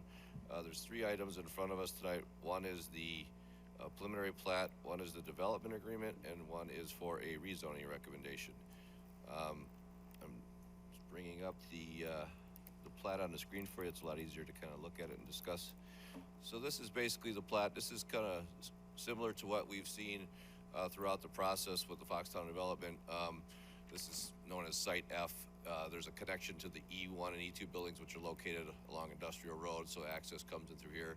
And there's actually a connection to the north here that would connect to the E1 buildings, as well as there's a connection to the back. This is the parcel D, which would be the Hamburg Hall. That has not come in front of you yet as yet for approval. So the 23 lots are located in this area. We worked with the applicant, had several meetings with regard to figuring out some details on these tighter lots. We think we've gotten there with regard to sidewalk locations as well as parking stall locations, and there's a couple minor details we're trying to work out. We have an issue here with a little bump out that we're trying to figure out exactly how that's going to work. Basically, the traffic flow would come down the street, and this is more or less an alley for the backs of those garages. So we want to try to make sure that we have the eye of attention of a driver to come down this way and get to the front of the site. So we're trying to figure out exactly how this will work and look with the back sides of those garages. This is the main entranceway coming in. These, I think we're pretty well established here. We have parking on one side, sidewalk on the other side. So this is going to really feel similar to the pedestrian feel that we were looking for with regard to the whole development. And then we also have the back sides of garages along here that abuts the building D site. So we're not as concerned about how that elevation looks as opposed to this one here. So we're pretty close. I think we're getting there in terms of getting this approved. The other request the applicant is making, as you may recall, this was in front of us a while back for an amendment to the PUD for setbacks. They were approved at 0 on the west and 8.5 on the east. The applicant found out after that meeting that the Uniform Dwelling Code of the state of Wisconsin basically says if you're within 3 foot of a property line, you have to do fire rating of that elevation, so that would impact windows as well as the exterior, which would also add cost to the development. So the applicant is now requesting to amend the PUD to change that from 3 foot on the west to 5.5 on the east. And as long as he's going forward with that request, he's actually also asking to reduce the setback to the rear from 5 feet to 3 feet for those detached garages. Feels that gives him a little bit more space for a yard and on the areas where there'll be detached garages. So with that, we do recommend the preliminary plat development agreement and the rezoning recommendation. This will go to council for the rezoning recommendation as well as the development agreement. Thank you. Anybody in the audience wishing to speak on this issue? I guess not. Gentlemen, anything you want to add? Yeah, I'm Brian. Please introduce yourself. Yes, I'm Brian Shive with Lakeside Development, and this is Ryan Zabjik with Lakeside Development, and we are the architect and site coordinator of this. The one issue I have that I want to bring up is with the development agreement. I was not able to review it before it was published in in the packet. So the issue is the development agreement limits the number of dwellings that we can start before the final plat is approved. Right, it limits it to 2, and we would like to increase the number that we could start. The Has that been discussed with staff? Is that just a staff thing that we can discuss with? Have you discussed it with staff? No, I wasn't able to because I didn't realize that was going to be a major portion in the development agreement. I'm not sure we should be having initial discussions at the planning commission. So kind of the choice is we go forward with what we got, or we table it and come back next month. Jack, is the number of starts negotiable? Sure, we have in the past. I mean, typically it's 2. In some cases with smaller subdivisions, it's 1. Now, this is not an overly large subdivision, and it's not being phased from what we can see. So for 23 lots, typically it's 2 that we would allow. We've gone up to 3, maybe 4 at the absolute most for any one phase that would have 23 lots or less to it. So I guess I wouldn't be opposed to 3, but I really wouldn't want to see any more than that. We were hoping to start 4 to 8 perhaps, and the reason for that is timing. We don't think we're going to be able to start these with all the site development and the rebuilding of Industrial Drive. That we won't be able to start these houses until November. Can you pull it? Really hard to hear you. Can you pull the microphone closer? Sure. We won't be able to start these houses until November, and of course November you're heading right into winter, and you don't know what you're going to get after that. So we were hoping to start 4 to 8 of them in November and get the foundations in before the weather happens. And another reason is the nature of the design of this, how they're all in a row like that.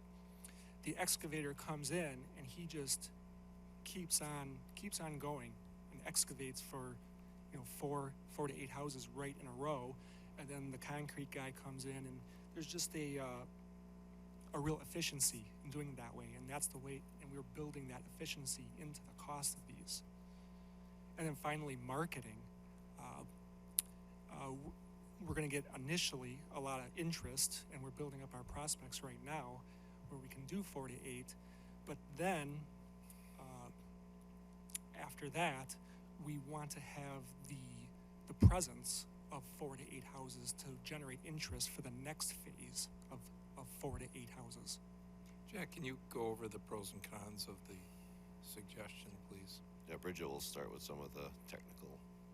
So the phasing of how this development would be constructed, as well as Industrial Drive and the E buildings and the D buildings all at the same time, having additional home construction going on during the phasing of that would get really complicated really quickly, with the addition of also having all of those utilities installed at the time that they're ready to move forward. So typically when we allow for the 1 or 2 buildings to go up at the same time as construction, it ends up to not be as impactful. We have larger sites where they can have equipment, other staging, things like that, and more of the vacant areas. So with a lot of construction happening in a short time period and in a short footprint, or small footprint, may be undesirable for this area.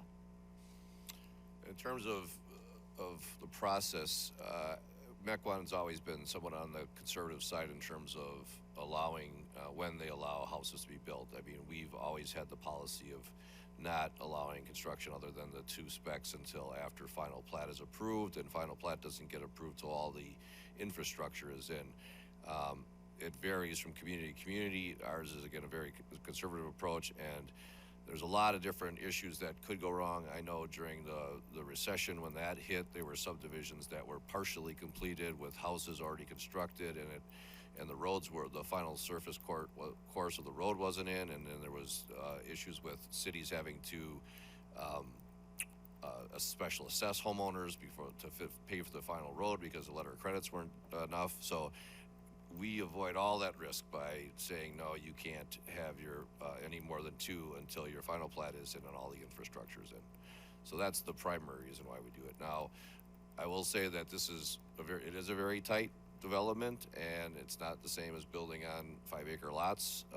You're gonna have a lot of issues, but the only argument other than the timing, I don't see as relevant because, yeah, they might have to build these all one time, but they can also do that once final plat has been granted and everything's in. They can still build them all at the same time. It's just how fast they can get to building them, so. With that, I would still recommend just leaving it around 2 to 3 or 4 at the absolute most. Thank you. Anything else on your side, gentlemen? I'm good. Okay. Any questions by the planning commission? Mr. Parrish? This is a pay-as-you-go TIF. I just couldn't remember. It is. Okay. How many houses have you sold so far? Pre-sold? Can't say as of now. We haven't officially put them on the market yet. Okay. Well, obviously we're supportive of you. We approve the whole concept and you're so far along, so we wish you the best of luck. I was just thinking back to the open house that Telsmith had for us all about a year ago. And just wanted to remind us all about the concerns of that very large manufacturer that's immediately next door to this property. And by all means, we need to probably approve this tonight, but just wanted to kind of address their concerns, also on the road naming as well.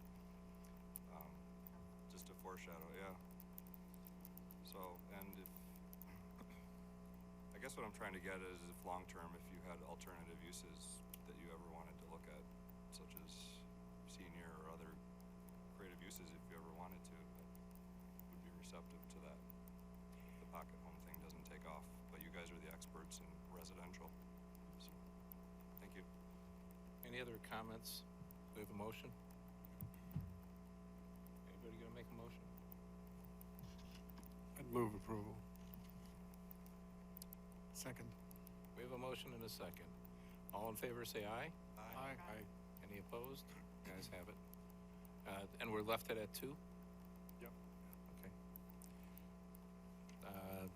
Good luck, congratulations, and we'll hear from you at the council. The next item on the agenda is ICAP development for the Jewish Home and Care Center, Inc.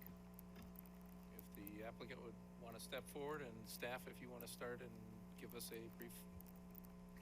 Oh yeah, we need a motion to remove it from the table. Did you just make that? I'll second it. We have a motion and a second. All in favor, say aye. Aye. Any opposed? Staff? Just before I forget, I did put a note on an email on the dais from the neighboring property owner. Just had some concerns with regard to the driveway access, and I'll go over that, but I just want to make sure that you all saw that in front of you. He was not able to attend the meeting, but he did provide that email for your review. This is the third time it's been in front of the commission. This is a request for rezoning from IPS institutional to B2 with a PUD. Several discussions in the past were centered around basically specimen trees.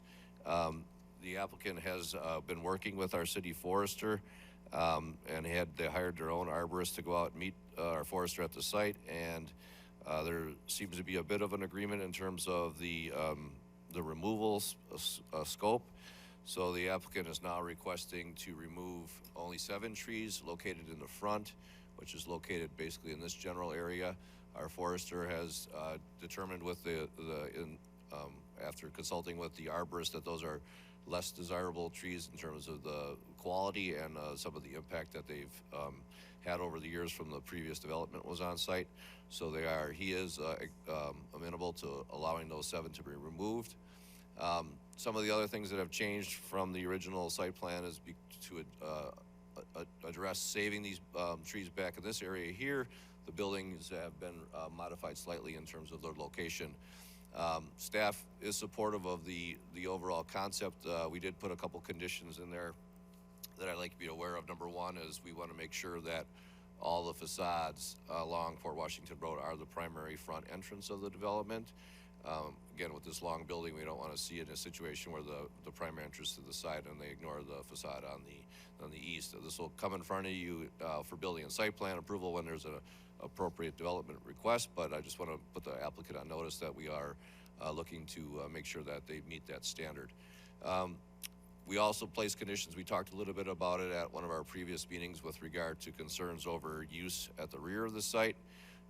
So basically we put a deed restriction or a restriction with a PUD that would allow only certain uses to occur past the 300-foot line, which is basically this line right here. So this back area would be limited. There wouldn't be allowance for restaurants, for retail uses, and other things we find to be objectionable because there's residential development to the west of the property. There's some other minor changes that we requested in terms of site details and sidewalk connection. We feel is important to have this building connect to this parking lot. If there are people that are going to work in this building that need to get to this parking lot, there should be some sort of site connection instead of taking it through the driveway. This is the driveway that the neighbor is objecting to. This originally connected all the way to the back. They did pull it back to this location, so now it just attaches to this parking lot. It also, there's an easement on it that serves the land to the north that is the retirement community. So the neighbor is objecting and feels that this should be just an isolated driveway for the development to the north. Staff does, I guess, does not agree with that situation. We feel that the more connections would be better. This is a right-in, right-out, so we don't see a lot of traffic volume on this road, but it would be a beneficial access point to access this back parking lot. Both the other two connections along Port Washington Road are at median openings. There is one tree that the applicant is requesting to remove that the city forester does not agree with. There's a large swamp oak right in this location here that's in fine shape, and the city forester is recommending that that be preserved and the site plan be modified to incorporate that tree into the design. Other than that, at this point, staff is at a point where we're comfortable making a positive recommendation with the rezoning. And this will go on to Common Council for first reading in July and then public hearing and decision in August. Thank you. Any comments from anybody in the audience? Then we'll go to the applicant. Oh, was there somebody? Mr. Irwin.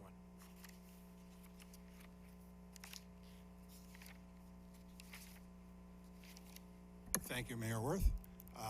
It's good to be here with you tonight. My name is Rob Irwin. I am a Mequon resident. I currently reside at 1501 West Winding Hollow Lane. I've lived in Mequon for about 44 years now.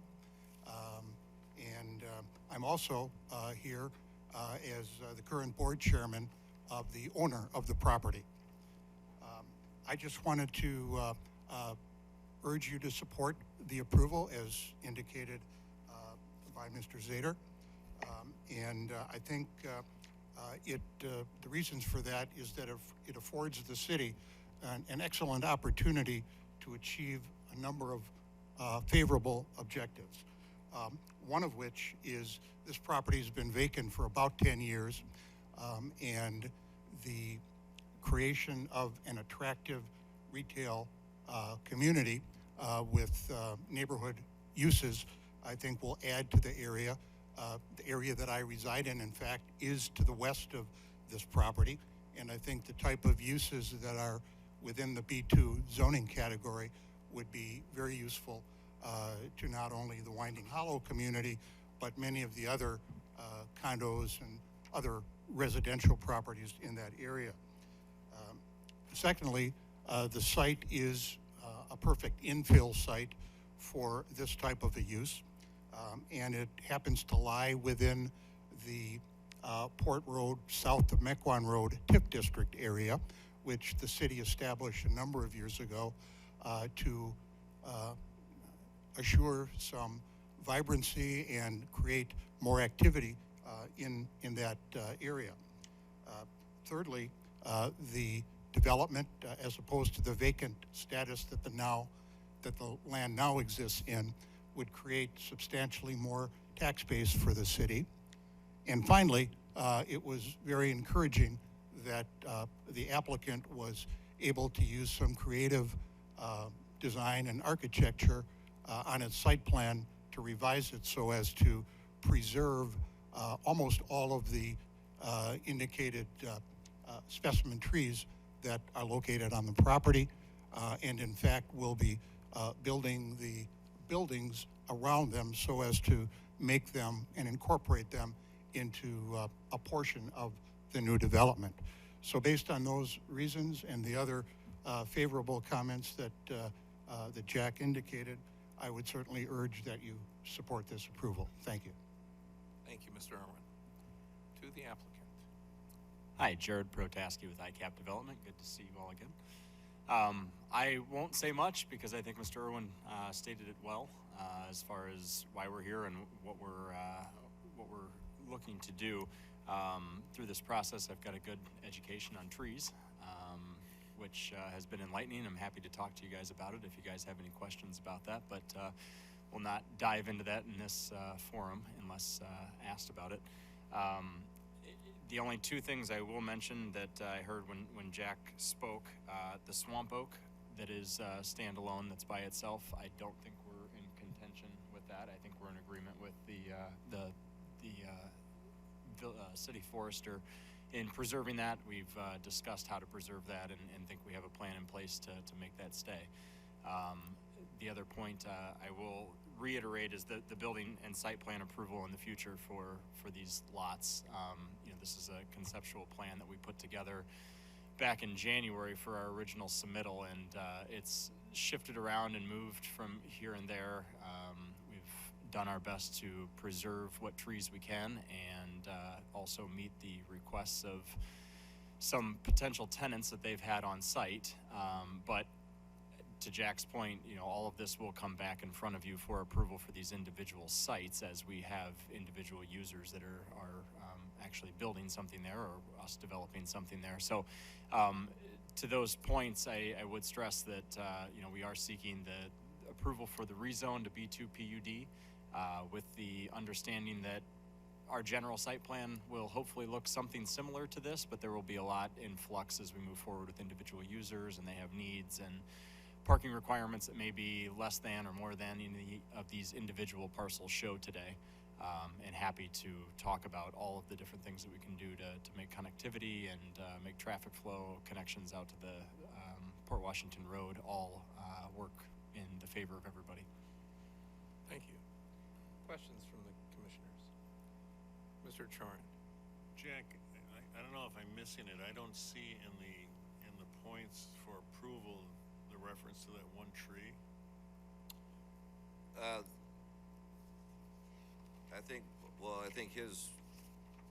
Mike's was to deny that tree. So that is basically if it's status quo, then we don't need to change anything with regard to the report for the conditions. If you were going to allow the removal of that tree, we would have to add the inches to what's in the report in terms of the amount. Okay. So we're following the foresters. Correct. So as shown, it keeps the tree. Well, it wasn't as shown, but now he's agreed to keeping it. So then now that 110.5 inches stands in terms of the replacement. The staff recommendations as listed. Right. Keep the tree. I have a question.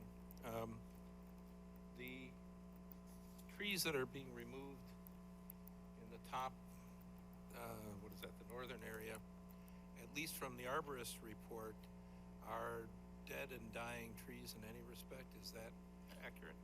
Well, I don't know.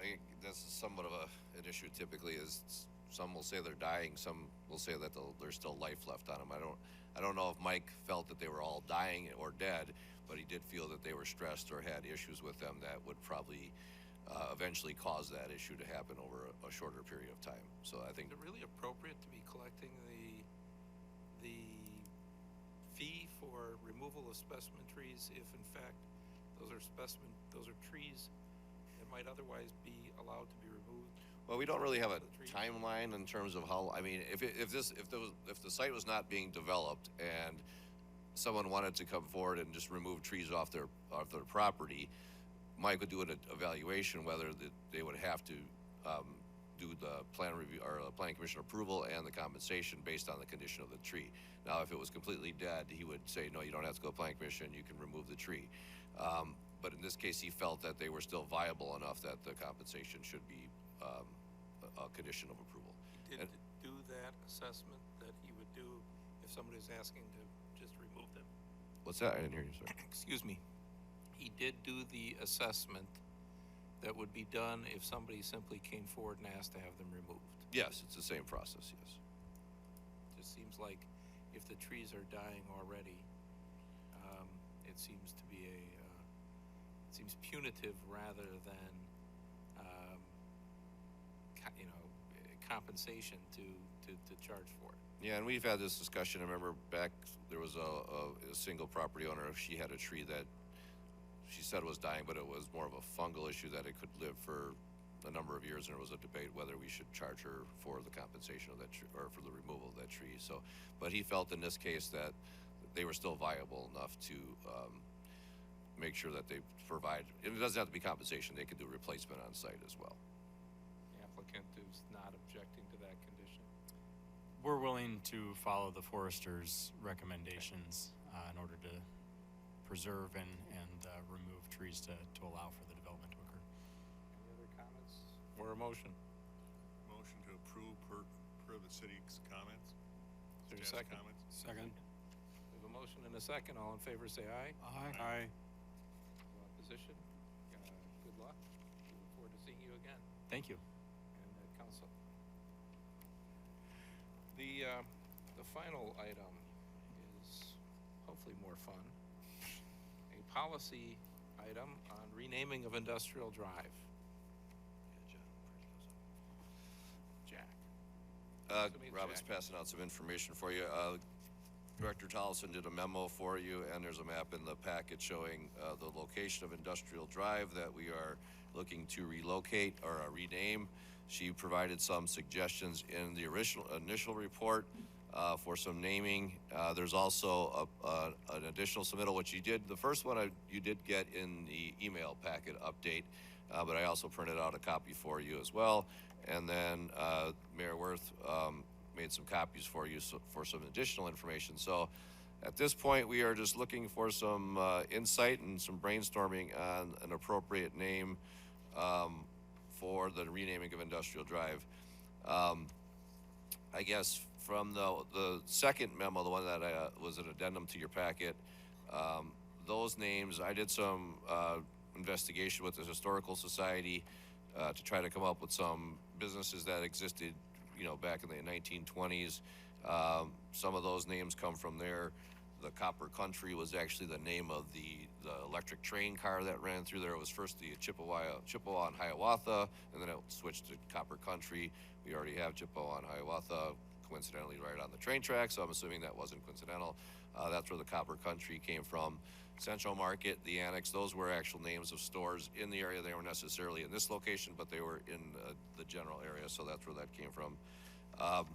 So at this point, this is kind of like the first step in the process to get some feedback from the commission, and ultimately it's the Planning Commission's decision to approve the road name, so we're hoping to get some insight from the commissioners on this item. I don't know if the mayor wants to speak to his memo. Well, I'm guessing all or most of you are on my email blast that I send out, and I asked people if they had suggestions, to send them by next month's meeting, but at least 5 people by 4 o'clock today were enterprising enough to send some suggestions today.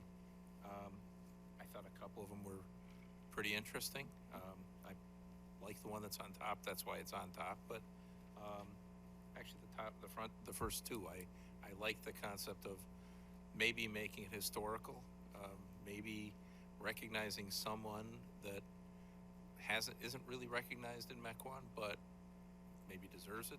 For example, this guy Adolf Zimmerman, who pretty fascinating that he was the Justice of the Peace, the Postmaster, the County Treasurer, the Chairman of the Town of Mequon, the Chairman of the County Board, and later a member of the State Assembly, and was one of the people who really put Mequon on the map. I mean, it would be nice if there was a story that went along with the name, like Jack's names. The next person suggested some Native American names, since Mequon is was a area of Native Americans. It's even more historic. I don't know about the individual names that she gives, but it was interesting. So anyhow, just to jog some more thoughts, I thought it was worthwhile giving you the emails. And Mr. Zimmerman is buried in Opitz Cemetery, which is another tie. what, Opitz, what, I mean, is that, I'm gonna plead ignorance here, is that a religious reference of some family name? I mean, what it? I believe it was a name, I don't know the history of it offhand. Might have been the Homestead or something, the Opitz family. Yes, sir, Following Mr. along historical, I'd like to throw one out. Maybe our most well-known former resident, Hank Aaron Drive. Possibly the first African-American family to live in Mequon was the Aarons. So I think that might make a nice story of moving to naming a street after that. So that was my idea. I don't know how many people know we lived here, besides the people that are 60 plus. Only if we can get him to come for the dedication. Any other thoughts? Well, I like the historic connection. I like the idea of a historic connection, but I also like Central Market. Town Center Road is pretty generic, but again, it works for what it is. And Middle Point Road was interesting too. You like Cannery Row? I don't know. I don't like midpoint. Middle of what? Well, it's not technically, yeah, it's close to the center, but not exactly.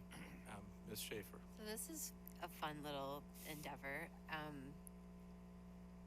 This is kind of like when we talk about architecture and we have two trained architects, and then we have many people, and I will just use myself as an example, who are like, well, I like this, everyone's gonna have an opinion, I guess, is my short version of that. How are we, do we have a process in mind for how we're gonna narrow this down?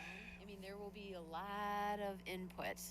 Yeah, we haven't really, at least in the years I've been here, renamed anything. I know. So this is An somewhat new. opportunity. I mean, we could do it a number of different ways if we have all the Pull a information. name out of a hat? What's that? Pull a name out of a hat.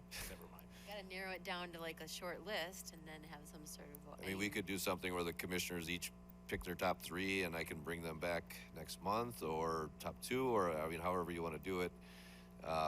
We just wanted to get you the information out there today with some different choices, and I think we have a lot of choices. If there's more, we can always find more, but I think we have enough to choose from. I think we should be cautious to not have the name tied to one particular development that's going on. No, I agree with that. At least as maybe a beginning ground Silver rule. Fox in here. Mr. Parrish? Yep, at first I was actually thinking Town Center Road too, and then per my earlier comments, I just remembered about, Telsmith and then all the other great industrial companies just literally contiguous to this who may not want to go by that road name, or. Well, It's just for gonna- clarification, It the leads map, to it. I look. Let's show where. the map shows so basically at the loop where it turns into Bunch Rock, this is the only portion that will be renamed. The rest of it to the south will still be industrial. Telsmith will remain industrial. Sure. There's 3 existing businesses on the west side of the road, and 1 vacant parcel that will be impacted by the name change, but everything else is the Foxtown development or Spectrum, which has a Mequon Road address, won't be affected either. So Along those, Tollefson was reaching out to each of those. Hopefully we'll know by the time of the next meeting what the results were, but she was reaching out to each of those owners to see if they had a strong objection. At least one of the vacant buildings for sale. Sure. And there are 3 parcels or 2 at the very bottom where you see Industrial Drive is written. It's an east-west. Right here? Yes. I'm just wondering if that could be part of Bunch Rock. Well, How does that work? coincidentally, this actual section is also industrial as well. So if this, Goes 2 ways. yeah, so if this I prop, zoomed out and looked, but it's like a. yeah, that's pre-existing any staff here how that happened. But if this applicant was steadfast on keeping industrial, we could probably keep his industrial address and because it is right off there. So. Okay. I like Cannery for what it's worth. Yeah, Cannery Row is one of those where the old where the St. Paul's, that was a cannery at one point. So that was a suggestion that had some historical merit to it. Do we know who the original owner? I assume. I mean, it's a sizable parcel, but when Mequon was established, is there any way to know who some of the original owners? Sure. We have plat maps. The Historical Society has them too. I've got a set going back to 1890s, we were, yeah, Oh, I've earlier. even further than that, yeah. I'm a fan of the. Would be before 1820. What? Would be before 1820. Nah, it was 1820 or 1840 or something like that. It was the mid Might be 1800s. the 50s. I don't remember where it is. Nobody but- settled here till 1839. Okay, well then maybe it was the 40s or 50s. I don't remember. It was So the there may be a way mid-1800s. to tell that. Yeah, there's a map at City Hall in the center of the building that has a really old large map that shows all the owners' names on it. I like the idea of tying it to history versus a locale or sort of a relative, like north-south road or whatever does not resonate with me. So I like the Zimmerman suggestion. That this is an interesting story, as Mayor Worth said. But perhaps tying it back to whoever the original landowner was in that area. I like that too. You just have to do a little checking. Yeah, You have to do there's some research. background checking on the names and make sure nothing comes out. You have to go and Yeah. look to make sure molest children 12 somebody's years going to say, later. "Oh." Mr. Schaefer. Of that original list, there are two that I like. I like Cannery Row because there were canneries here, but I also like Railroad Avenue because the railroad came, and when the railroad came in, it helped develop Mequon after the initial move in by wagon, I guess. And that's also the northern route was what it was called at one point Yeah. too. That's a railroad reference as Yeah. well. Although I'm not sure, we might know it's a northern route if we called it that. But 5 years from now, nobody'd know. We could That's call it the kinda Northern still generic. Railroad Route. Yeah. I'm open to an Indian reference if it has significance, but if not, Native just American. Native. My family's part of Ojibwa, so my apologies. Yes, that. Do we have a Worth Street? No. To be fair, at one point I was a proponent of naming this Avondroth Road. I would support that. Unfortunately, his wife has suggested that he would be very unhappy with that. Because I'm not sure that the town center would be where it is, and he's been an elected official for more than half of the history of the city of Mequon. That might have been appropriate. Now, we could rename it over his objection, and he couldn't do anything about it, but I'm not sure. And maybe he'd like that anyhow, but, so just, that's, the conversation actually started, I mean, it's been a conversation for a long time, but accelerated because I was going to have that discussion at my first planning commission meeting, but Bridget objected. So Mr. Bach, you're sitting quietly in the back. Do the people from Foxtown have any? It's not going to be Fox or Town, but.